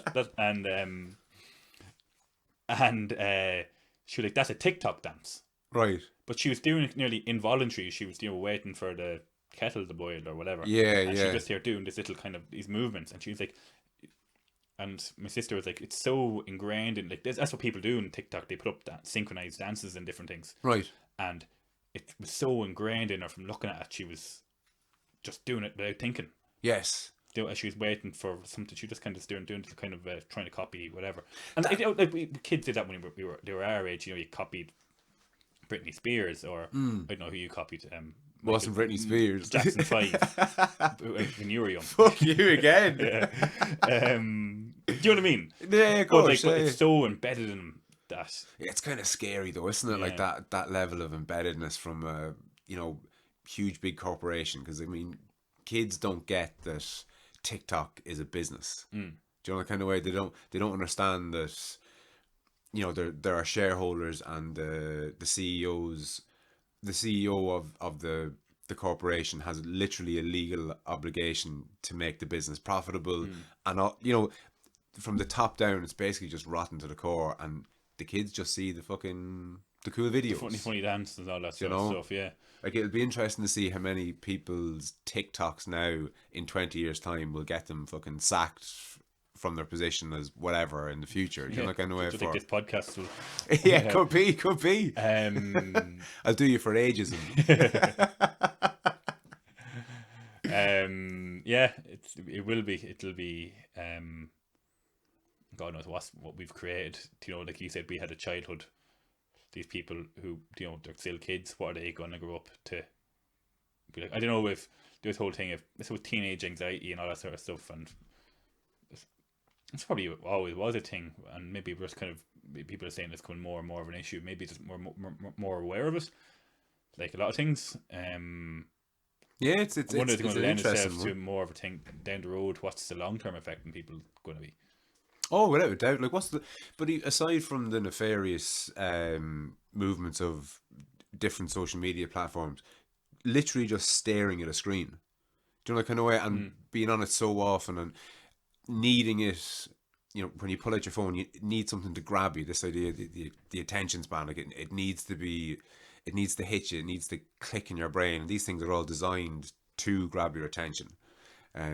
What's the downside of that? Never mind the anxiety-inducing likes or shares or comments or whatever it is. Like, we just don't know. We're kind of playing with fire, and that's fair enough if you're playing it with yourself. But it's when your kids are playing with it. Do you let them play with it? Like, at what age does a kid at what age does a kid need to get a phone? Not need to get a phone, but what age is it appropriate to give them a phone and to give them internet access and all the rest of it? Like, there's no data to show, because it's all so new. We don't have a 20-year study on how this kind of stuff affects us. Like, it's a strange one. Yeah, because I remember getting a phone. Cause again, I'm a triplet, so we got a phone for a 13th birthday actually. I remember the 13th birthday. We got our phone between three of us, and it wasn't a smartphone obviously back then. Yes. And then you hear of kids getting smartphones now for their communion or. Oh yeah, without a doubt. Yeah, I think I got my first smartphone when I was 21. I was behind the curve, like well behind it. Yeah. And I still obviously find the urge to reach in my pocket every 30 seconds to look at it sometimes. But like, if that was when I was 21, not when my 21, your brain is probably developed. This is me talking pure. No, it's lad science. It's certainly more developed than it was when you were 13. Without shadow of doubt. Or even 7 or 6 or without a doubt. Yeah, get them now. So, but it's weird though as well, because my two kids are 5 and 2. Sorry, 6 and 2. If you want to kill me if you heard me saying he was 5, 6 and 2. And at the end of, was it he's in junior infants, he'll be going into senior infants now, but was it after Christmas we had what you call it, the teacher's report. What the fuck is that called? Your parent teacher meeting. So we had a parent teacher meeting, and we're lucky because he's a really smart kid and he's really sociable and he's great. He's 100%. But we asked the teacher if there was anything that we could, is there anything that we can do more, or is he lacking in any kind of area? And she was said that he gets very frustrated when they bring out the tablets, because Fionn doesn't like not being good at something. He needs to kind of understand stuff and get stuff, and if he doesn't, he kind of gets frustrated, which is kind of fair enough. But she was saying that when the tablets come out, he tends to get a bit frustrated, because all the other kids have tablets at home and they're flicking through them, and it's normal. But we thought we were being, good parents by, he doesn't have a fucking tablet. Do you know that kind of way? Yeah. He doesn't have access to one. He doesn't get access to our phones. We put the odd video on them and he can use them, but he's not on them day and night. But it's funny because in the world that we live in, he needs to be able to use these things. Do you know that kind of way, in a weird kind of a way, like. Yeah. So you think you're protecting him from not having it? Yeah, but and you are. But then he's falling behind in school because they're using these fucking things to teach and to do the whole schooling thing. Like, so it's hard to know. It's hard to know what you're doing right at the best of times. Like, do you know what I mean? Oh yeah, especially you can imagine being a parent. You probably have all these great ideas and. Yeah, it's funny. I was chatting to a friend of mine recently. He was talking about homeschooling the kids that he doesn't have yet, and oh god, I like the idea. I love the idea of homeschooling my kids, but it's just the kind of the realities of it. Then, now, not to say that people don't homeschool their kids and make a great job of it, but you're very much so going against the grain, and when you go against the grain, you're kind of causing problems for yourself. And that kind of works both ways, because by us not giving Fionn the tablet, we're kind of going against the grain a bit, but you can see how that kind of not backfired, but it's impossible to know what's fucking right or wrong. Do you know that kind of way? Because at least, like, if we were having this conversation 50 years ago, you could get advice from your dad and your granddad and your uncle and your auntie and all these people who've had kids and brought them up. But I mean, what am I going to ask my mom about raising a kid in a social media world? Like, do you know that kind of way? It's all so new, so you're making it up as you go along. You know that kind of way? It's a strange There's one. no laid out paths really. You can just talk to other parents, and you're talking to parents who've might work for their kid, won't work for yours. Oh, absolutely. But then I suppose it was 50 years ago. Okay, different things work for different people, but you can obviously, there's a lot more people, more examples to work off. You get me? Oh yeah, no, 100%. Yeah, no, absolutely. Look, it's a minefield, but you've no kids or anything like that, do you? Or none that you're admitting to anyway. No. Not any plans, immediate plans, but would you consider yourself a family man? Would you like to go down that road, or put much or any thought into it? Not really. Like kids, get on kids. Yeah. Kids seem to like me for some reason. They see me as one of their, as I always say, they see me as one of their own. But no, that's something I put a massive amount of thought into now, really. Yeah. That's fair enough. Like, I mean, most people don't until they're in a fucking relationship for a long time or that. Like, what do you think kids, like you say, you kind of reference yourself there as being one of them? Yeah. What is that? I know that's just a joke, but I don't know. Sometimes I remember my sister, my sister's music teacher used to come to the house, and she's from the village. We knew her, and she'd small children, and for some reason they all took a shine into me, or was so. I don't know, and it seems to be a thing that my little cousins loved me as well, and I don't know what it was. Yeah, because you mentioned dabbling with the idea of being a teacher earlier, did you? Or did you? Yeah, it's something my mother. I'm just gonna grab that mic again. Go on ahead. Oh, sorry. No, you're alright. It's just falling down a little. Yeah, my mother always says it was said, oh, you're great with kids, like something you could you look into. You should be a teacher, like something. Before I went into journalism, it's like something you look into. It's not something suppose it's another couple of years more in college that I'd have to do that I wasn't really prepared to do. Yeah, of course. Yeah, yeah. I suppose journalism, sure, anyone can do it. And do you think, like, what do you think makes you a good journalist, or like what separates you from most people, or what? Because interviewing people is probably a big part of your job. It'd have to be. Like, how do you find being on the other side of the table, say? Like some of it, I kind of was a bit, I won't say, like I said earlier, like I was a bit uncomfortable. You're kind of more hyper aware of what you're saying, and you're concentrating you're saying, and you're hyper aware, and then even though you said not to mind you looking at the screen, you look at the screen, it's like, oh Jesus, what's he doing? So you kind of it's I don't it's the question what it's like to be a good journalist. I don't know. I find being able to talk to people, like my boss, we did a review a while ago, and she was like, well, you're good at talking to us, like the people in the office, like me, her, and the other fella in the office and the team, and you've never met us. So we kind of see that as you've a good rapport with us. So I kind of see this: if you're good with us, you're going to be good to talk to people on the phone. Like when I ring someone up, when I rang you up, I didn't say, "Well, Fran, how's the business going?" You don't do that. Like, it's kind of the first rule. Any interviews, you don't ring up straight away and dive head first into it. You kind of have to talk around it and talk with the weather and to have a chat with someone first. Like, yes, very much so. Yeah. And was that taught in journalism?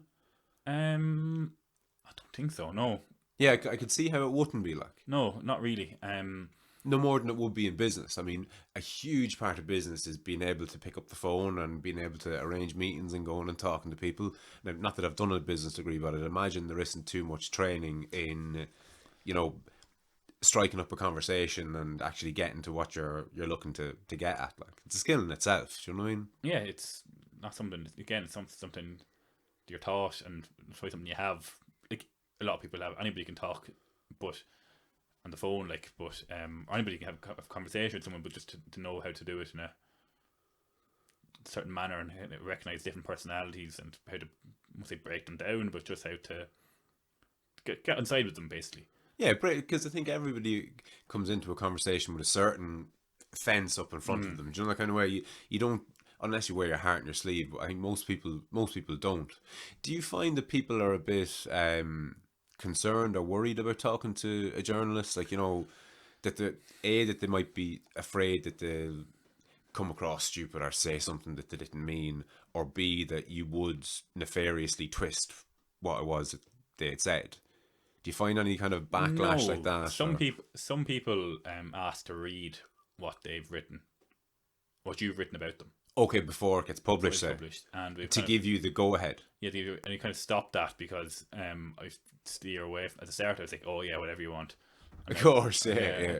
But now, I used to even mention to people at times, like, "Oh, you can read back whatever you want," but now we just don't, because we found that we're just say we, because it's kind of a team policy that we don't do it anymore, because they end up rewriting what they said. Yes. Even they said it. They see it written down and say, I don't like that. Yes. And it can cause a lot of extra work into it, I suppose you have a good journalism as well. Not that it's journalism is kind of more writing, but there's different kind of that, like my sister always says that, oh, you have a great way with words, writing them down. I consider myself more of a better written communicator than a verbal communicator. Yeah. So like just a way to putting things down on a page in a coherent manner. Yeah. It's not something I ever really thought about, and it wasn't something I was ever really thought about or taught. Yes. It's just something that kind of just pick it up and hear what someone says and just kind of throw it together and scramble it and make sense, Yeah, but I mean, it's a skill in itself, being able to pick up the phone, ring somebody, organize a meeting, and either go out and meet them or have the interview over the phone, like let's say like ours was.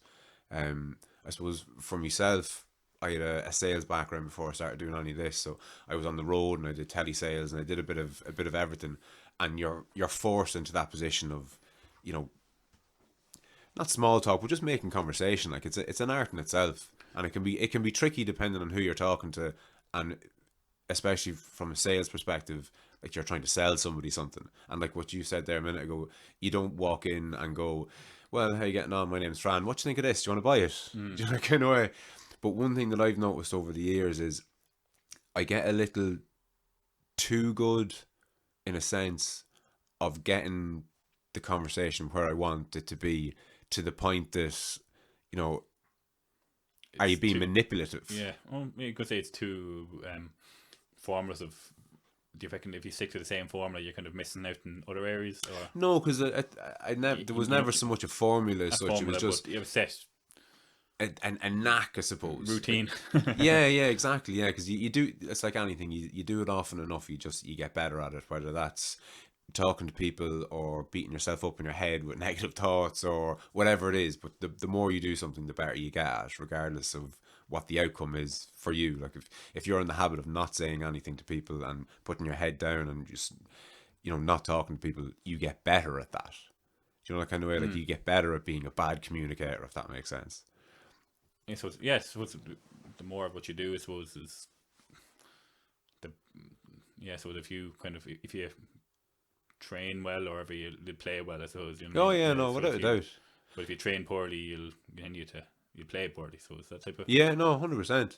And with you, have you noticed a change in yourself from, let's say, the first week of phone calls and conversations that you've made to your most recent week? Have you settled into the position at all, or? Yeah, one thing I noticed is because when I generally record people. Yes. And my very first interview for The Independent I did with Meath footballer called Pádraig Carnan. I don't know if you know him. No, wouldn't have clue. He's football for Meath and he's a farmer. How you apologize if you listen to this. But I found when I recorded him and I would listen back to transcribe it, I found I was cutting across him. He was giving an answer and then I trying to talk about football or farm or whatever, and then I try and go, oh, like this or like that, or they talk about a certain game and said, oh, I kind of not correct them, but just kind of give my own 2 cents in. And after a while I realised it's not about my 2 cents here, it's what he has to say. So if I say, just let people talk until there's almost let them say what they have to say. Not see if somebody's going completely off topic, you kind of steer them back in. Of course, yeah. But you're better off. You're not going to get anything new by you cutting across, not unless something needs to be questioned. Yes. Do you know what I mean? To just let someone talk, let them exhaust themselves almost. And it might take a little bit longer to go back through it, but you'll find more information. Yeah, no, I'd well believe it. The first time I noticed that was when I was shadowing an old boss of mine, and he gave me 5 counties to cover. But before I went out and started meeting all these people, he brought me around them all one by one. I just shadowed him for a fortnight or whatever length of time it took to get around them all. And he used to do this thing and it used to drive me nuts. He'd be chatting away to the customer and I was just kind of standing there smiling and nodding. And they'd be chatting away and he'd say something and the other person would say something. And then there'd be a bit of a silence or a bit of an awkward silence. And I'm standing there going, oh my God, somebody say something quick, fucking hell. Oh my God, this is terrible. This is, oh Jesus, And just the longer the silence went, I was just going, oh no. But invariably, the customer would turn around, like we'd be going through the brochure, say, whatever, and then there'd be this silence. And my boss, he knew that the person they're just collecting their thoughts a lot of the time. And what had often happened is the customer would turn around and go, oh, and how much is this? Or how does this work again? And once they start asking you questions about your product, you kind of have them, you know, that kind of way. But if that was me, if my boss hadn't have been there, halfway through that awkward silence, I would have started talking about the weather or the paint of the walls or something just to break that. But it's, knowing when to shut the fuck up is as much of a skill as it is being able to talk to people. Yeah, they say the first person to talk loses in certain situations like that, especially when you're with a client like that. When you're negotiating something, let's say it might be looking at their catalogue there, but if they're negotiating something, if you interrupt them, or whatever, then if you talk first about the weather, then you could have easily messed up in the sale, Oh, big time. I've talked myself out of so many sales, it's incredible. Yeah. I know with the benefit of hindsight, like you kind of look back and you're like, fuck. A friend of mine used to be a sales rep for an animal feed company. Right. And he was saying that one day he was it's very funny. He was talking with a fella, and he said he was we were in a Jeep, got out of the Jeep, left his jacket in the Jeep, but he was just wearing a shirt, and he said it was frozen. He was absolutely frozen. He said it was so, and he said, but your man started talking to him. But he said he was so cold he thought he was going to pass out. But he said that if he went back and got the jacket, the conversation was over and the sale was gone. Yes. But he had to keep talking. Yeah. Just keep the flow going, keep it going. Keep it going. Said all he wanted was his fucking jacket. And do you find that hard now to, like, when you're out meeting these people or talking to these over the phone, do you find it hard to keep the conversation going, or is that something that you've been working on, or is there any help from the Independent? Like, do they do any kind of in-house training as to how to go about your job, basically? No, I haven't got any in-house training. Boss always says, like, just ask. Like, or ask her if you've any questions, if you've any queries, you need help with anything, let us know. Or if you interview someone and you don't know what to do with it, or you know what that was about, just ring me and we'll discuss it and we'll see what we can do with it. Yeah. But no, you kind of just, if someone talks to you, just kind of listen to what they're saying and build on it. A few times I've been caught daydreaming and someone's going on about something and then it's you zone out. Yeah. Like, oh yeah, and then you can just ask another generic question. You listen back to it and like, oh, that was a good, should have said this there if I was listening, but you can just that happens. So yeah, it's funny. That's one thing now that you'd have over me is the ability to listen back to the conversation. Yeah, now, it's a great tool to you listen back to something to pick up your. That's where I learned how to stop cutting across people. Yes, because you saw that or heard that in the recording that you should have shut the fuck up there. You should have maybe said something here or not changed the subject or whatever it is, like. Yes, or like emphasize that, or just that was a great line. Why'd you not question him more on that? But I suppose it's all about learning experiences. Actually, it's good that I probably still have I know for a fact I still have so much more to learn. Like, but that was a great. I think that was a good thing to pick up early on. Yeah, it's nice when you start off doing something. It's great to hear you say that you've still so much to learn, because I think so many people, you know, they're in their job, whether it's a year or 10 years or 20, and they have it nailed. And for me, once you stop learning, you know, what's the fucking point? Do you know that kind of way? But you at the start of your career, you've just everything in front of you. Do you know that kind of way? The fucking sky is the limit, really. Like, have you any other interests outside of the ag science, say, or journalism? I remember Pat. I actually plugged Pat. I should have read the message. I sent Pat a message to say, "Have you got anything that I need to know about this man before he comes on, that I won't be shooting myself in the foot?" And aside from your dark, did he say you had a dark sense of humor and Jesus, yeah, the triplet thing, that was about the height of it. The dark sense of humor, has that gotten you into trouble, or could it get you into trouble? Yeah, I suppose I don't really think of it as being a dark sense of humor, but other people have said otherwise. People like, Jesus, like I don't know. I just kind of don't really think. Sometimes I just say something, and a lot of times people kind of what do you call it? He just say that, like, kind of. Yeah, that sometimes it's not until you hear that you realise what. You know, you might have said, you're just talking, you haven't said anything abnormal, and then the whole room goes silent, and you're like, what happened? Oh, did I just cause this? Yeah, but I mean, yeah, that too. But sometimes people don't know how to react when you say something a bit like, you talk to someone one-on-one, and then they're kind of, geez, did he just say that? And you kind of, oh, you know, people learn to get a bit, They wasn't expecting that. They didn't know what to do or say with what you've said, if you know. Yes. You know what I mean? And do you think, is that down to what you're saying, or how easily offended people seem to be these days? Or probably a bit of both. Probably a bit of both. Because there's a lot of talk about this, like this idea of being triggered. I doubt you come across a whole pile of it in the Farmers Journal, or not the Farmers Journal, but the Farming Independent. Is that a separate publication, actually, or what way does that work? Completely separate publication, 2 different papers, yeah. Okay, because I wasn't even sure, because did I not? It's completely separate publication, but it's in, like, when I went into the shop, I bought the Independent. And sorry, my article was in it. Oh, sorry, the Farmers Journal and the Farming Independent are separate. Now I'm with you. The Irish Independent and the Farm Independent, it's just a farming section of It's just the the farmers. Irish Yes, okay. Independent. And within that, is there like which is the biggest draw? So there's farming, there's sport. Like, what other ones are there? Do you know? Business, there's health, there's loads of them.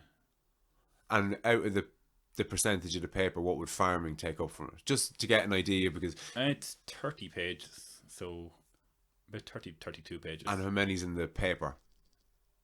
I'm going to say, actually not sure, to be honest. I really should know. 60 pages or something, I don't know. But it's only once a week.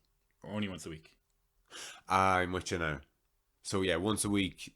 Out of the 7 papers that are published every week, one of those has the farming. Yeah, Tuesday's paper, yeah. Yes, now I'm with you. But like there Okay. might be something of note or something of interest.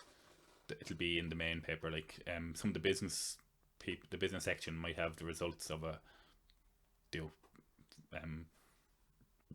Glanbia, which is the large milk.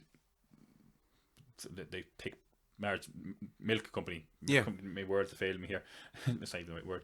Like a Glanbia or Kerry Group or whatever, they might have, because they're fairly big, large organisations. They'll have their AGM report or whatever in as well. Yes, which is as much national news as it is, you know, like the it's farming like section news. AIB or whatever, or, any major developments. Like the thing about the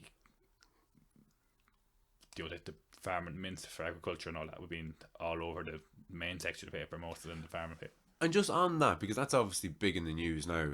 We've lost, is it 2 ministers for agriculture in the last fucking fortnight, a little bit more.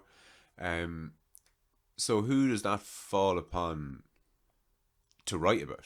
Because presumably you could have written extensively about that, but is there someone more it's senior than you? The political, I haven't touched it now, to be honest. I've written about it. I'm obviously keeping up to date with it and everything, but the political writers, political correspondents, and my editor would be writing about it more so than me. Okay. And is there again, I'm just taking this from popular culture, but is there the farming journalists, is there a clique? Is there a type of person that does farming journalism and a type of person that does political journalism and a type of journalist? Do you know the kind of way? Is there caricatures in each one, or is it a mix of everything? Well, I haven't met too many of the other people, so it's of hard course, to say. because of COVID, but people could flip between one and the other. I'd say, obviously you need to know what you're talking about to a certain, but like you see, different people have gone to become write for a local paper and then go into like general. Like I did, I wrote for the Meath Chronicle, which is a local paper, right, with general news around Meath, and now I'm going into the farming section, and then I say if like I said about sport, like might go into sport at some stage, I can go and write about sport. So I'm sure not the only person doing that. Yeah, of course. And with the Independent, you weren't in farming within the Independent. You were just across the board, was it? Or not the Independent, sorry, the Meath Chronicle. Yeah, I was just across the board. Like I did farming stuff, obviously, but there was just general news. Like, and was there particular, like when you say general news, and just for people listening, the Meath Chronicle would be it's a handful of counties, so it's published in. Yeah, mostly Meath, but you might get in South Cavan and Meath Chronicle, obviously enough. Yeah. But what did you find yourself drawn to there? What were you writing about, like generally? Well, I can't even remember. See, it was only even though it wasn't that long ago. It was very much in my infancy. You were only, was it an intern you were in there as, or did you say? On an unpaid kind of thing at the start. Then I started getting paid work. Then an eye-opening experience, I'd say, just kind of seeing the nuts and bolts of how these things are put together. Yeah. Or did you know a lot of it before you had started because of the degree? Or didn't know anything. I did the degree or the master, it was a postgrad in journalism. I started working I started that first, and then I started working in the Farmers Journal like a few weeks later. I did my course at night, right? And then I went there, and then Farmers Journal for a while, and then I that was in October 2017, and then I started in the Chronicle in around August 2018. Okay. But I did the course from 2017 2017 to 2019, if you get me. Yes, I know what you mean. Yeah, yeah. So I was doing my coursework and working for the papers at the same time. Yes. And did you have some interest in sport, do you? Or Oh yeah, I probably not as much as I did in the past. Maybe it's because sometimes I find it hard to. We don't have the Sky Sports channels on at home, and sometimes like I'm kind of going doing things or whatever, so I mightn't always sit down and watch a full game or whatever. So I know what you mean. Yeah. yeah, but I still more so to the again, it's probably come back and bite me in the arse. But I listen to more sports media than I do nearly watch the games, to be honest. Even though I do keep an eye and try and keep an eye on everything that's going on. Just kind of. It's funny though, because there's originally, I think, if you were into sports, you watched games or you played games. But there's a whole, especially more and more these days, there's a whole drama that happens kind of around sport. Oh, the complete the whole narrative around sports is incredible. Like, all the personalities involved, and this manager against that manager, and it's like a soap opera, yeah, really, isn't it? A lot of it, like. Sometimes you wonder, are they told to kind of play up to their personalities more so than. I suppose some of them do. That's all money in the bank these days. If you look at the likes of McGregor, he's probably the obvious example of it. Yeah, I don't think day to day he walks around with that iconic walk of his, like that kind of way. Walking down the stairs in the morning. Yeah, exactly. Like, so it's in a world where people are into the narrative more so nearly than the sport itself. Yeah, the narrative playing up to that, it really is like. And do you have to work around that when you're writing? Like what is it? What makes a good story? Because my very limited understanding of any kind of writing is that it needs to be narrative based. There has to be kind of a start, middle, and an end. The kind of way you have to guide the reader through. You have to bring the reader on a journey or so. I mean, is that your experience of it, or is that what you strive for, or is it just getting the facts on the page? Or I don't really have I do have a formula, but I don't really kind of go out with. It's not something you kind of take into mind, or wouldn't have that in mind when I kind of go out to write something down. Like, I wouldn't let's say, like, just kind of someone says something interesting and you try and put that towards the beginning, I suppose, and go from there to kind of get the hook in, basically. Get the hook in, yeah. So that, and what that counts as that narrative, or is that just? I don't know now. Yeah, it's just kind of getting the most interesting points across, I suppose. Yeah. Find out what people want and kind of go from there, I suppose. And is that something that you were guided with from your boss? Oh yeah, the boss can always say, "What's this story about?" and where to put that to start. Okay. And what is she? Is she? Or your boss is a she. Yeah. So has she? Is she the one? What am I trying to say?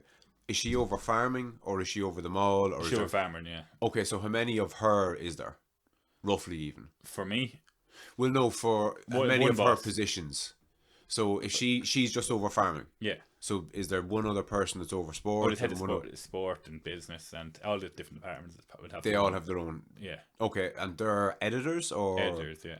And below them they have so below an editor is a sub editor. No, a sub editor is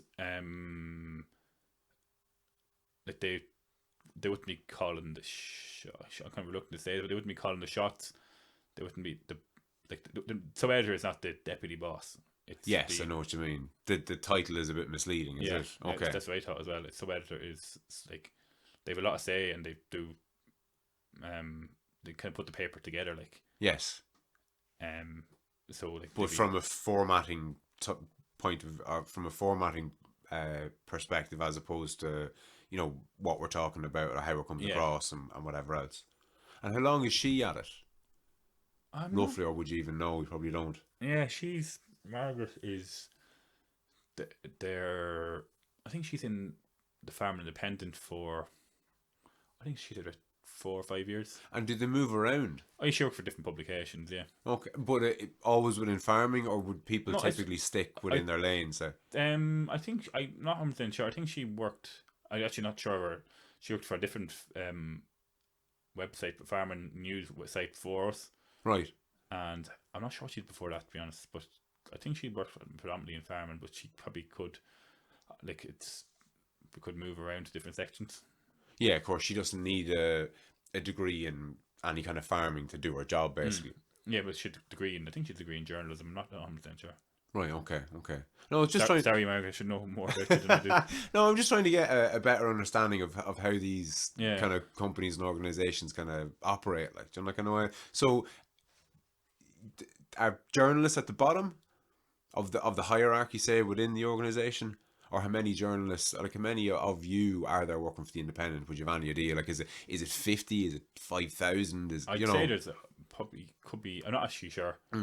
Again, because you're not in the office. I'm not really. Or where sure. is the office? The office is actually? in Talbot Street in Dublin. Okay, and that's pretty much closed now, is it? Yeah, Or? like I said, I've been in for the interview, and that's it. Fuck yeah, it's gas. I think the interview was in February. Right. And can you work for a publication outside of Ireland, given the global? If I wanted to, I'd say I could. Yeah, like there was an Irish journalist, Ewan McKenna was his name, or is his name. He's only still alive. He lived in Brazil, but used to write for the Irish in the sports section of. He's a freelancer, but he used to live in Brazil. I think he lives in Portugal now. But that's the beauty of freelancing, I suppose, that you can move around.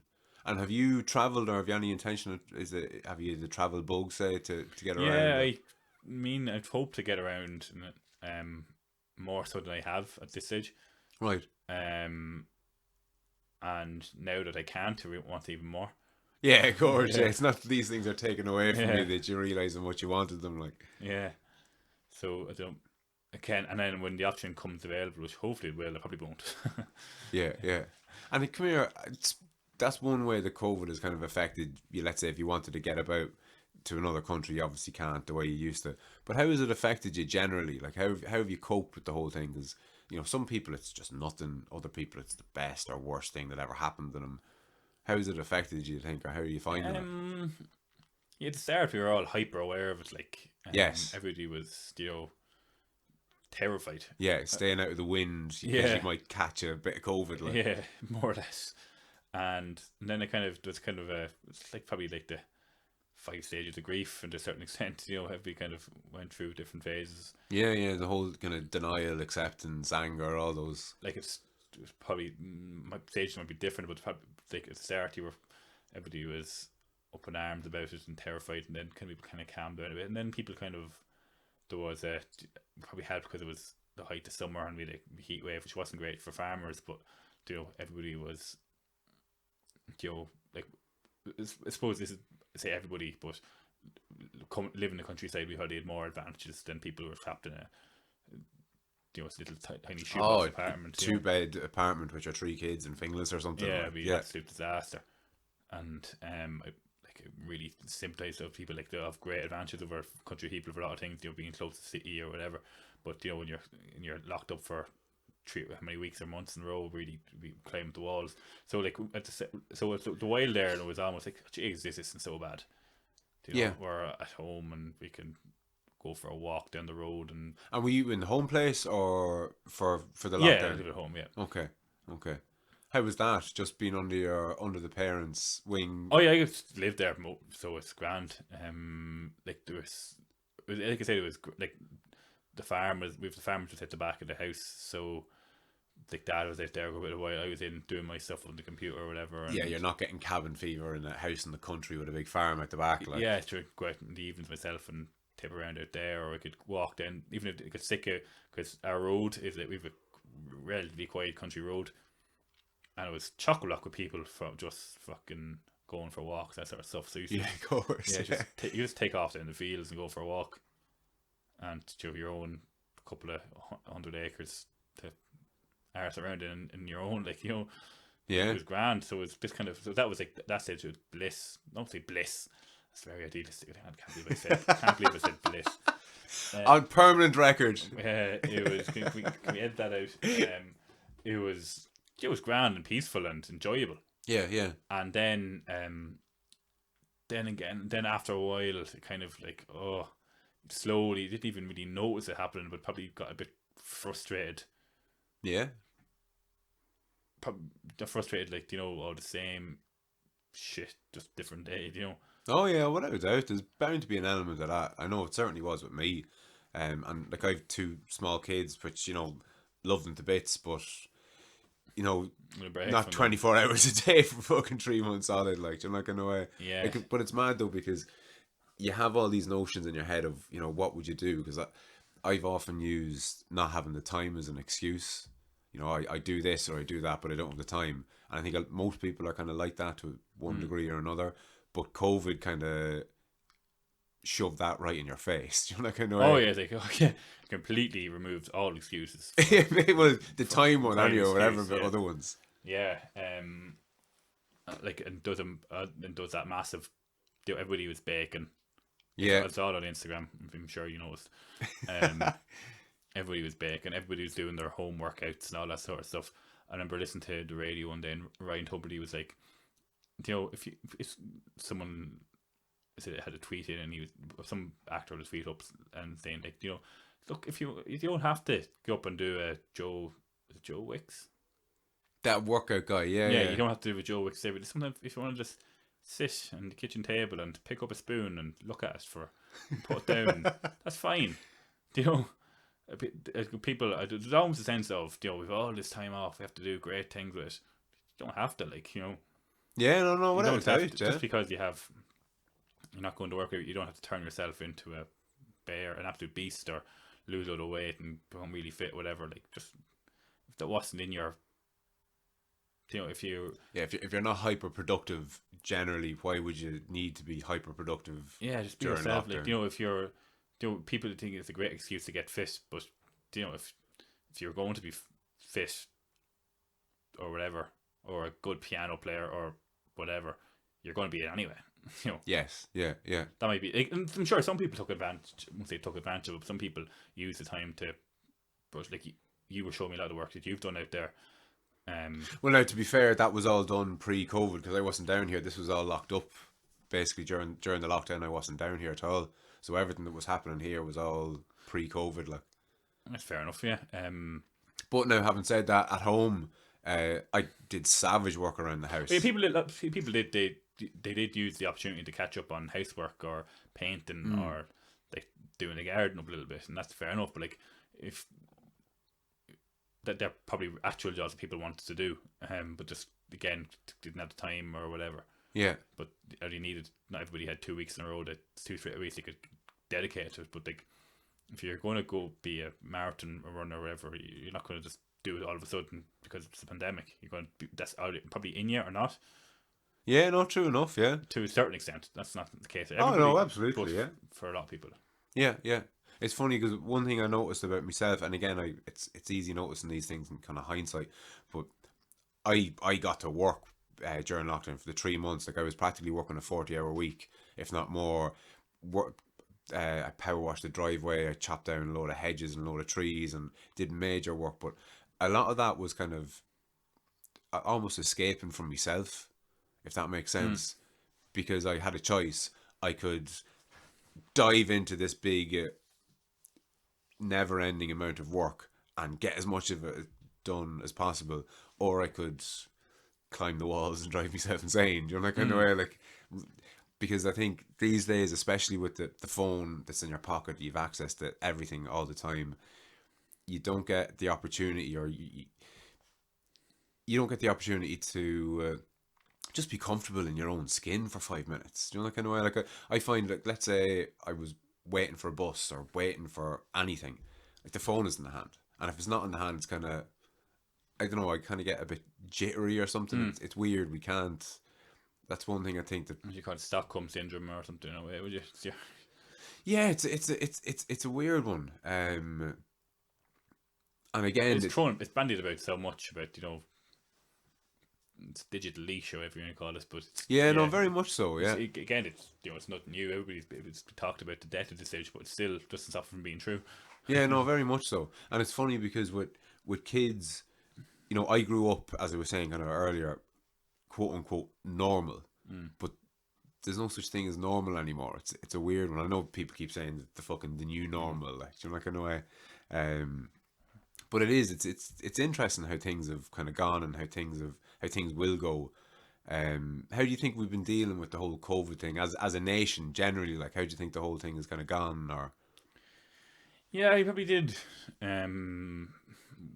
relatively well for the first while. It's no surprise there. Like, you just look at the figures. They kind of obviously they took off for a while and then they settled down again. They won't say they were near to wiping it out, but it was a good. They were reasonably on top of it. Obviously, I'm not saying I knew here. Like, the figures went right down to the cent where they opened things back up again, and then I don't know. It's hard to say. There were all these new cases. The kind of it was people were trying to blame it on house parties and all that sort of stuff, which is kind of. It was hard. It was hard to accept. There's probably an element of truth to it, but there's, then you see the different meat factories and all that sort of stuff being, hundreds of cases coming from every day. So yeah, I think the annoying thing about that for a lot of people was that there was signs that was going to happen or was happening, and it was because there was at the same time that story broke. I think a day or two later, there was that video that went round of your man pouring whiskey down the necks of somebody. Yeah, but the meat factory that wasn't the goal long before that happened. I say long before it happened. There was a case that was being looked at.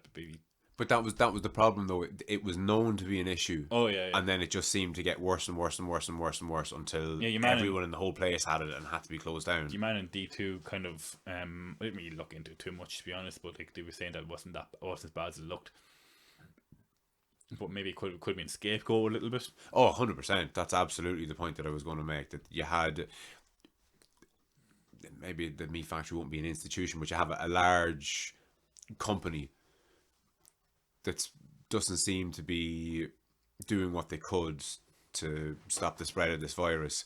And that gets superseded by one guy or 10 guys in a fucking pub in Dublin somewhere. Do you know that kind of way? So it was 100%, I think, scapegoat. Yeah, and I suppose they say that the infection rate is up, but the death rate is nowhere near as it was at the start. So that's largely to do with it because younger people are getting it, and it's probably as things open up again, it was not unless they were 100% top of it. It was going to be very hard to get it. And people say that, oh, young people are getting it now, so I don't know how many percent are over 45, under 45 or whatever. But is that because people are going back to work and older people are minding themselves more? They're kind of staying at home. Yeah, well, like my mom still practically hasn't. Not that she hasn't left the house, but she's very, very picky. But like she hasn't gone to the shops. Do you know, that kind of way? Like it's all online. She'll meet up with her sisters and brothers and that, but she's not going to public places. And she's not old. Like she's in her 60s. Do you know, that kind of way? And she's fit and healthy. Do you know, that kind of way? But she's still limiting herself to the exposure of potentially getting this thing, and I think a lot of people are in the same boat. Yeah, some people are just straight with people. There was house parties going on, and some people, I think it's reckless behaviour. I'd probably, not sure if I think I went to one or two gatherings, not at the height of it, but as things were kind of calming down. Yeah, but that's about the height of it now. Oh yeah, and I think generally speaking, I think for the most part, like 99.999% of people basically did what they were told and stayed within their X kilometers of their house. And you know, I feel that we all kind of came together to a degree to get to where we are now. Could we have done better? Maybe, but we could have done a hell of a lot worse. Like fucking hell, when you see what's going on in other countries, like burying people with construction equipment, like, do you know what I mean? Like the likes of what happened in New York and that, like hundreds of people dying on a daily basis at one stage. Oh, you say burying people with construction equipment. It's like, why are they burying them with the equipment? Ah, there he is. Yeah, you pulled a look at me there. I was like, oh, what the fuck? Yeah. Literally, like literally mass graves. Because I stay out of the loop. I don't watch the news. I don't listen to it for the most part. But Jesus, when I seen them literally loading up forklifts and into huge big pits in the ground, like it's like fucking hell, like literally a mass grave, like. And this isn't in some sub-Saharan country that is at war or has a famine or something like New York. Like, Jesus, like the height of everything, or at least it was at one stage. Like, It's considered to be, yeah. Yeah, it's gas. People, I find myself, when I look back at a film, or I look back at something that was on telly from a few months ago, and you see a big crowd of people, you're almost kind of like, oh. yeah, it is. It's mad though, isn't it? Another thing is how normalized face masks have been. Like, and I'm not saying that's a good or a bad thing, but it's just how we, like, I walk into a shop now and everyone has their face covered. And don't pass the slightest Yeah, I remarks remember to it. you Like. used to see people in college, you used to see like foreign exchange students wearing face masks around the place, and you're like, whoa, that Yeah, was, paranoid. yeah, look, would you go away with that? You know? Yeah, yeah, Yeah, and now it's like, oh, maybe they were on to something. yeah. But it's mad too. Like, there's the upsides on it for me is I've gone for a couple of meals since, obviously since the restaurants open back up. But one thing that just it bugs the piss out of me is if you're in a restaurant and the couple sitting on the table beside you, you could reach over and touch their food, like you know, because they wedge people into these restaurants just to obviously get more bums and seats, the more money they make. But the idea of 2 meter social distancing, like that, to me should be just the norm anyway. Like, do you know, like, anyway, outside of COVID, Oh, in or that, general, like, like, you just in reckon? general, yeah, Yeah. just personal fucking space, man. Do you know, like, in a way? Yeah, so I suppose I suppose space is to not making any more of it, I suppose. Yeah, Yeah, my sister went to college in London, and she said that over there it's non-existent. really, yeah, Yeah, everybody's lumped in top of each other in of restaurants and course, that sure, stuff. yeah. And she came back here on holidays ever. Like in the countryside, she was like, "Whoa, jeez, everything's huge." You Yeah, know? yeah. But she's in London, you say? She was in London, So yeah. there's what? Is there 15 million people in Oh, London? look, at least that, maybe 10 times that amount. Don't think it's No, 150 million. But no, I know what you mean. yeah, Like, there's fucking a hell of a lot more than there is in the whole island of Ireland, yeah. that's for sure. Like, So she said that you kind of appreciate a bit more when you come home. And then again, you go into some coffee shops and around the place, and geez, you're absolutely wedging top of each other. But not anymore. Or do you mean now? yeah, you were, I suppose, yeah. But then, guess some people aren't. Some places aren't even that. Some people, they put a screen and different things. Think, is that enough? Yeah, true enough. But I see it even Yeah, doing the shopping. I love the fact that they only allow so many people into the shop now because it's never wedged. It can't be wedged. I was never a fan of being clumped in with a load of people, just from a personal space point of view, I suppose. yeah. But then they create more of a hazard by having the people outside. Yeah, look, fuck, you don't know. You fucking Yeah. you get shot one way or the other. Yeah. Like, in a way. You know, my other sister worked in a pharmacy. She still works in a pharmacy, just she's in college, like. And she was saying that, you know, works in Navan, and she said you see people, only so many people out in the shop, but then people in the shopping centre just in a loop around the place. You know, Yeah, like, yeah. queuing to get in. You know, like, surely you mightn't catch you in the shop, but you'd catch you waiting to go into the shop. So Yeah, no, true enough, yeah. And especially when you're outside queuing, you know, whereas if you were inside, you're not going to sneeze out onto the ground, but when you're outside, you're kind of that little bit more inclined to, you know, like, in a way, so you'd wonder. But, like, look, there's so many nobody ways knows, like, you know, of- to face mask or not to face mask. You know, are you making it worse? Are you helping people? Are you know, being a stooge? Like, what is it like? I mean, people giving out about lack of clarity because they don't know. You know, it's like phones, except for nobody knows the long term effect of it is. But Yeah, no, very this much thing, so. they're literally, you know, 8 months ago, no one knew what it was. It Yes. didn't exist. Well, it did exist, but no.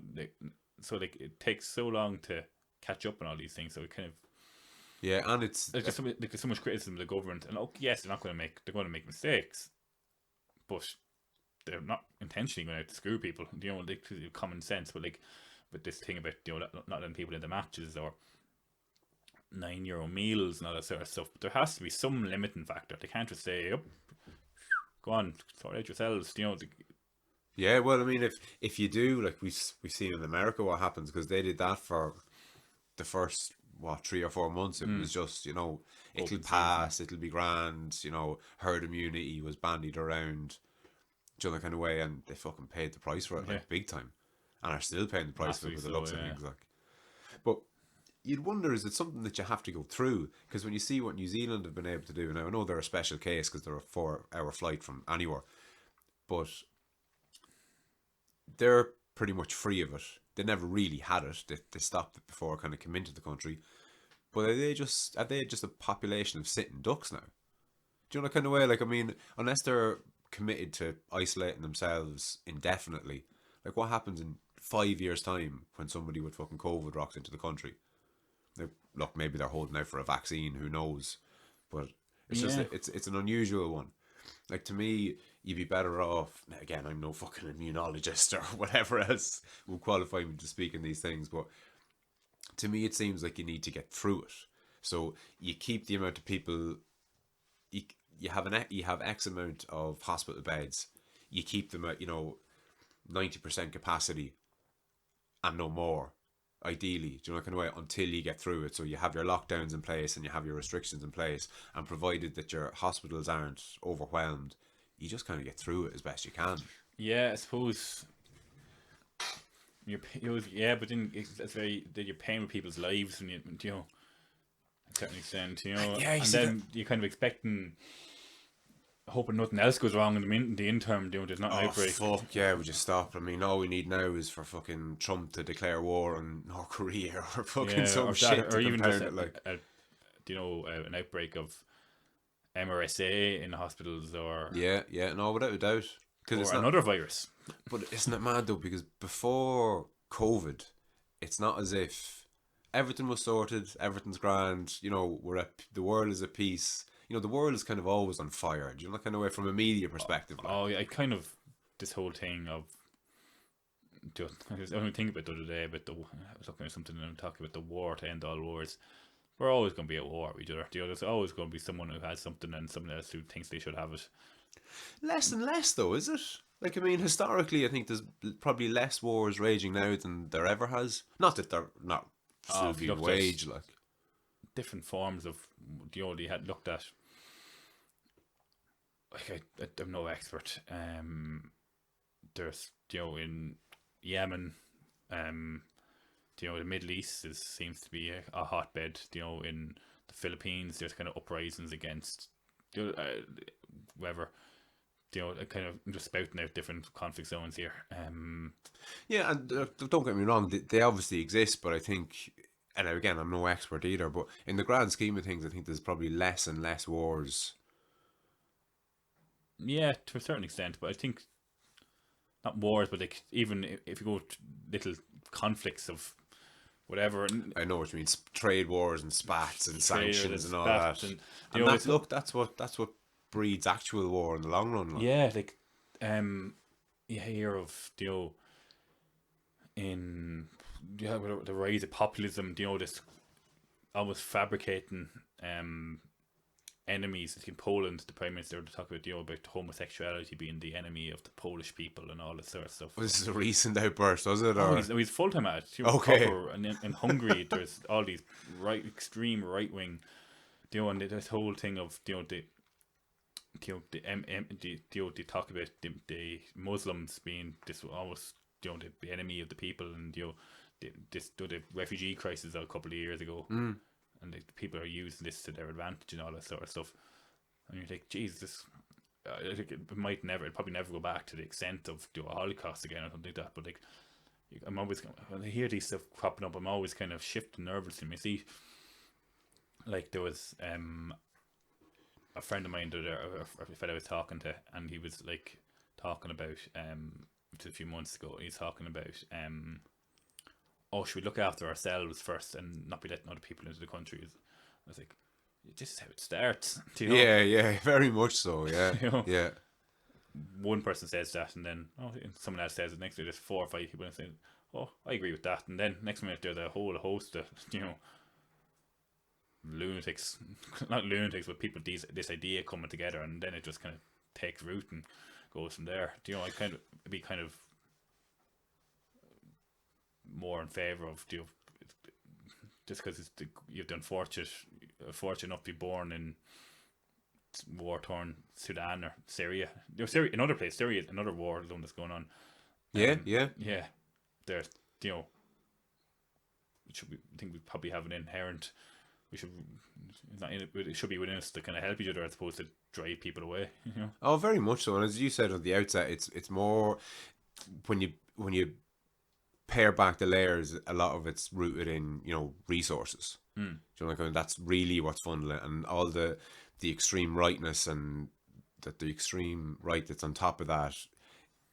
It's almost like a subterfuge. Like the powers that be, for want of a better term, are kind of happy with all the bickering that goes on, because it means that, you know, an invasion could be on the cards, you know, the kind of way, or a disruption in politics is always stir good. it all up, I suppose, you know. Well, yeah, that's the thing, but it's funny because how much attention do you give these far right groups? Like, they seem to be on the rise, left, right, and centre. Pardon the Not so pun, much in the but- left and the centre, but definitely on the right. Yes, Yeah. yes.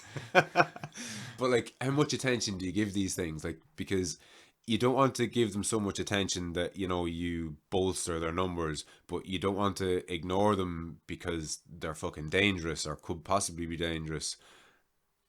Like, we're moving towards a free speech conversation. Like, you as a journalist, are you a free speech absolutist, or do you have an opinion on it one way or the other? Or Yeah, not everybody. You have it, but you don't have to use it. true, but it's enforcing it, I suppose, is the thing. Yeah. And who decides, you know, because like, I'm not homophobic. I voted in favour of the equality referendum and all the rest of it. Like, you know, love is love to me and all that jazz doesn't mean that to me. But that doesn't mean that somebody who objects to that, it doesn't mean that their opinion isn't valid. To them, at least. You know, the kind of way, just because I don't like it doesn't mean that it shouldn't exist. So it's, this free speech one is a weird one. Yeah. I suppose that's you've been used to with a stick to beat the other side. Do you know, the people who do, if you're kind of that way leaning, if you're like you're homophobic or whatever, or even if you're anti-gay marriage for religious reasons or some other ethical reason, but you weren't really people kind of, even people did express, people might be afraid to say they're against it, and if you, let's say if you did come out against it and the other side were just launched themselves at you, and like you're opening yourself up to criticism, that not just force you more that way. Do you know what I mean?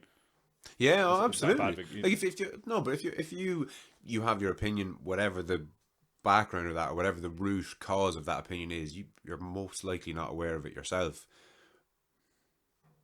So if you're not aware of it yourself, how can you justify somebody else tell you that you're not entitled to it? Do you know, like, in a way, it's a strange one, like. Yeah. So say it again, sorry. So if you, let's say you're homophobic, you don't like gay people, or you don't think they should get married or whatever, just picking that as an example, you mightn't know necessarily why you feel that way. You just do. And then when somebody says you're wrong, that's wrong to say that, it's a real attack on your personhood. It's not just your belief, but Yeah, it's all your beliefs, yeah, basically. people don't like being told they're wrong, and then people will be absolutely vilified for it. You know, people have been, if you know, like it's the same with farming, like to a certain extent. You know, these vegan acts, which I haven't come across much of, but a friend of mine put a picture up of a calf on Facebook or Twitter, and it was during the winter there a few years ago, and it had like a woolly thing for their ears or something, and it was really cute looking. Right. And it was actually served the purpose as well. But he said he got a heap of abuse from people telling him he's a monster for doing this or whatever. Like, Meat is murder, yeah, people. that sort of stuff. Like, he was laugh it off, but like some people, if they got that sort of stuff, they would really radicalize them to a certain, really push them over the other way. Do you know what I mean? Yeah, no, absolutely. Especially these days, we seem to be more polarized than ever, and people seem to be getting triggered left, right, and center. And offense taking seems to be the latest sport. Nearly, it's who can get offended the most and the quickest. Yeah, I noticed it between you. Probably would you notice that between talking to people younger than you, if you past generation, like my generation, talking to people younger than you, like that. Do you notice that our generation is, I think a generation is defined as 7 years. So would you notice that with people younger than you, that there's more offense taken? Or because I noticed my little sister, who is, I'm 27, she's 20. Okay. I definitely noticed with her generation that there's so much more. She talk about someone, she picking her words a lot more wisely, and Your dark sense of humor mightn't go down a treat there. no, I don't know. I kind of leave it out at home sometimes. But maybe not her so much, but I heard like a common enough phrase. You know, somebody is a bit. The only way, let's say someone's, say if you were to say someone's not the full shilling, Yes. what would you think of that? If I said that to you about your man across the road there. If he's not the full shilling, he's Yeah. probably a bit touched or a bit. Yeah, I don't know, he has mental issues, or I don't know. Yeah, my sister, she said that if you say that in front of some of her friends in college, they like you can't say that. What are you supposed to say?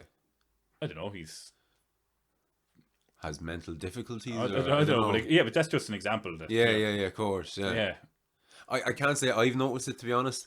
I've, I suppose, with Pat's mates, which would include yourself, I suppose, were you at just one difference between generations that is coming to mind now is Pat's 21st. You were probably in it at it, were you, or would you have been? Probably was, yeah. Well, he had his 21st in my mum's house, and he had a friend of his who was a DJ, and he came up and he set up decks, and Roland McGrain was it? yeah, it could well have been, Yeah, yeah. And beforehand, I was like, oh, my little baby brother is turning 21, and I went down to the supermarket and I got a load of bags of crisps and fucking whatever else, and I bought a slab of Bulmers, a slab of Heineken, and a slab of something else. It was 3 slabs of beer basically, for his 21st, like, you know.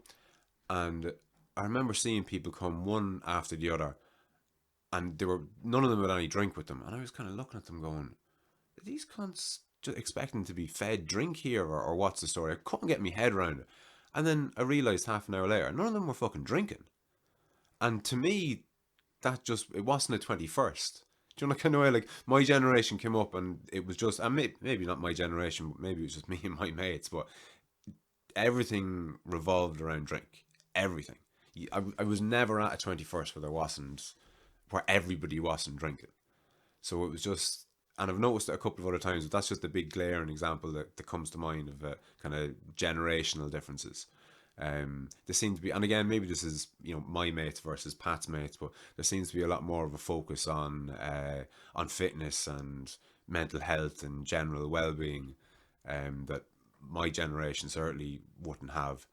And racism as well. I think my generation is probably a degree or two more racist than your generation, because like when I went to school in Pat's, it was like, you know, whites only school practically. Yeah. Like there was one guy in the 5 years that I was there. Oh no, I tell a lie. When I started there was one dark skinned guy. His name was Ding Feng. He was actually half Finnish, half Chinese, and I knew him because I went to school in 7th with him. But aside from that, there was no other brown skinned person. Like there was a guy a year above me whose nickname was the N-word. And do you know what I mean? Like, Jesus. His nickname wasn't the N-word. His nickname was, you know, the word itself. Do you know that kind of way? Yeah. And he was called that because he was, you know, he just had a kind of all round tan. But there was nothing wrong with that at the time. Like I can imagine the teacher going, you know, where's Paul? Oh, where's Paul? Here, lads, where's the N-word? And they just shout it out in class because it was just completely normal. How much was he ahead of you? Oh, just the year above me. Oh, you're above you, yeah. So essentially my age, like. Yeah. When was that? I started 2006 and you're 9 years, so that was late 90s. I'm terrible with years now, so I'm going to have to take... Well, no, it's funny because I always pair... Something happened in 97, which I always pair things back to. So what was I... So 97, I was in 7th. So 98, I would have been in first year. What's 7, sorry? 7th class. You're not familiar with 7th? No. So... Oh, that was when you were held back and... I didn't get into Pat's. So you progressed to 7th after 6th, say, but not going into first year. So you stayed back in primary school for a year, was it? No, I actually changed schools, so there wasn't a 7th class in my school. And I didn't want to repeat 6th class. Right. So I went to another school and did 7th. Best thing that fucking ever happened to me, to be honest. And it was just a normal year in primary school, or? Yeah, well, it was just, yeah, absolutely, yeah. Just another year. I heard about that, but that's after... Just completely foreign to you, like. Yeah, I was waking something way back in mind here. He was like, whoa, that was a thing, yeah. Yeah, it's mad. It's best thing that ever happened to me because I went to Stickallen Primary School, which is a little a little school. Well, I think there was about 150 people there or something when I was there, so small. Jeez, I was in Robinstown, and there was Oh, smaller again, was yeah, it? yeah. But Robinson and Staccanan would probably be the same. Out in the country, pretty idyllic, like, do you know, that kind of way. From the outside, yeah, from the outside, yeah. Well, even Yeah. for me, I had a fairy tale existence in primary school for the most part, and then so I would have went from there. If I had gotten into St. Pat's to secondary school, I would have been a complete innocent boy into a fucking pack of wolves, basically. And 7th class was that pack of wolves, but at least I got to make all my mistakes outside of where I was going to spend the next kind of 5 years. And that's another thing that I noticed, just speaking of the intergenerational thing. Um, when Pat was telling me about, the mad thing that somebody did when he was in Pat's, like, I was like, you'd be looking at him and going, but sure, what? That's nothing. Like, we used to fucking kick the shit out of each other on a daily basis in the Yeah. corridor. Like, the teachers would nearly be breaking up rows as a kind of a regular thing. Like, there was one fucking feud between a couple of lads in Pat's and a couple of lads in the other school, the Tech, and it got that bad that all the shops on Bruce Hill were closed when the schools closed, because it was that kind of an environment. Like, you had Jesus. hundreds of people. Seems like It was Baghdad, like, mad, like mad. But again, at the time, it was a bit mad, but not that mad. But Yeah. now it just seems just like it never could have happened. Like. Jesus Christ, yeah, that's Um, insane. But yeah, so little things like, I mean, we would have been smoking joints at lunchtime in secondary school, and that was just not the norm. And again, I have to remember that it was my clique of friends, like. But to talk to Pat about that, he was like, Jesus, like, would you not get, arrested and thrown in jail forever for something like that? Like, but to us, it was, I don't know, a lot more normative than it seems to be now. In a good way, like, I don't think he should be smoking No, joints at probably lunchtime. not best suited for your education. But yeah, one thing I noticed was when we were in first year, there was more fights at arranged fights, Yeah, yeah. and Meet you after school at this that's location and or then, whatever. Like, yeah, which was handbags a lot of the time. But after our first year, there was a kind of a new regime in the school. The Colin Rourke came principal. you were in Pat's. Yeah. Hilarious. Yeah, sorry, I never thought to ask. Yeah. So he was Mr. Kennedy was the principal now in first year, I remember him well. and O'Rourke then became O'Rourke was vice principal, and then Colin Rourke became the principal now in the second year. And maybe it was that, but they came in a lot harder on stuff like fights and piercings and bleached hair and earrings and jackets, like non-uniform jackets and all this sort of stuff. So Yeah, yeah, yeah. it kind of became Conformity. yeah, to a large extent. Yeah, maybe maybe better off if just everybody wears the same thing and nobody has to. Yeah, well, look, that's the point of uniforms, isn't it? Like, they just kind of. So they say that so not everybody's. So I don't turn up in my new Man United jersey and someone else comes in their hand-me-down T-shirt. The 10 years previous jersey that's been handed down, like, or whatever it is. Yeah, or whatever. So maybe there's an element of that into it, but it's kind of. I thought it was a grand school ever since, but like then, and one of those, like, if you go back now, go down, did they bow to you in the corridor or whatever? And come here, have you noticed much of a difference, let's say? Do you know many people that'd be 7 years older than you, say, or like, would you notice a difference in your generation to people above you or below you, or in relation to like offence taken or anything like? No, I not people older than me. Again, you hear stories of people in school and stuff they used to do and different things like that. But I notice people younger than me, but some people older than me, not as much. Right, yeah. So you see, it's hard when you're in younger people. I think when you get to being an adult, say in your, let's say, mid-20s to early 30s, say, after that, a 35-year-old and a 45-year-old are, essentially the same thing. But when you're younger, the difference between 21 and 17 is just huge, fucking colossal. Like, it's an enormous difference. So you're kind of exaggerated when you're younger. You haven't kind of settled into yourself, I suppose. So there's probably more to notice in younger people. Do you know that kind of way? Yeah, we see it all before. When you get to a certain age, you kind of. I'm not there just yet. Yeah, that's the before. But The constant age thing. no, What's no, the story, not you. man? I mean, people in general. When you get to 27, Yeah. everything's the novelty of kind of wears off things, I suppose. Well, you'd hope it will for people. Do you know, yeah. kind of way it should. Like the madness of your 20s should kind of peter out towards 30. Do you know, kind of way. I hope so. Maybe someday. So one thing I noticed is that I suppose drink driving has probably gone down an awful lot. That's kind of across the board, really, though. Yeah, and smoking and driving. That's the one I've noticed. So I grew up for me personally, drink driving was just, you just didn't do it, even from my generation. Now I remember my dad telling me a story of our local pub, Scanlon's.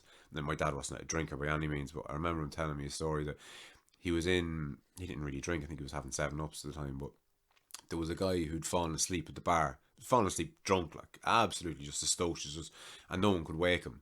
So 2 guys basically picked him up off the bar, got his keys out of his car, or out of his pocket, opened it, and just basically throw him into it. So when he woke up, at least he'd be in his car, do you know, kind of way. And they were 2 guards. Right. So that'll tell you the difference between fucking then and now, like, do you know, kind of way.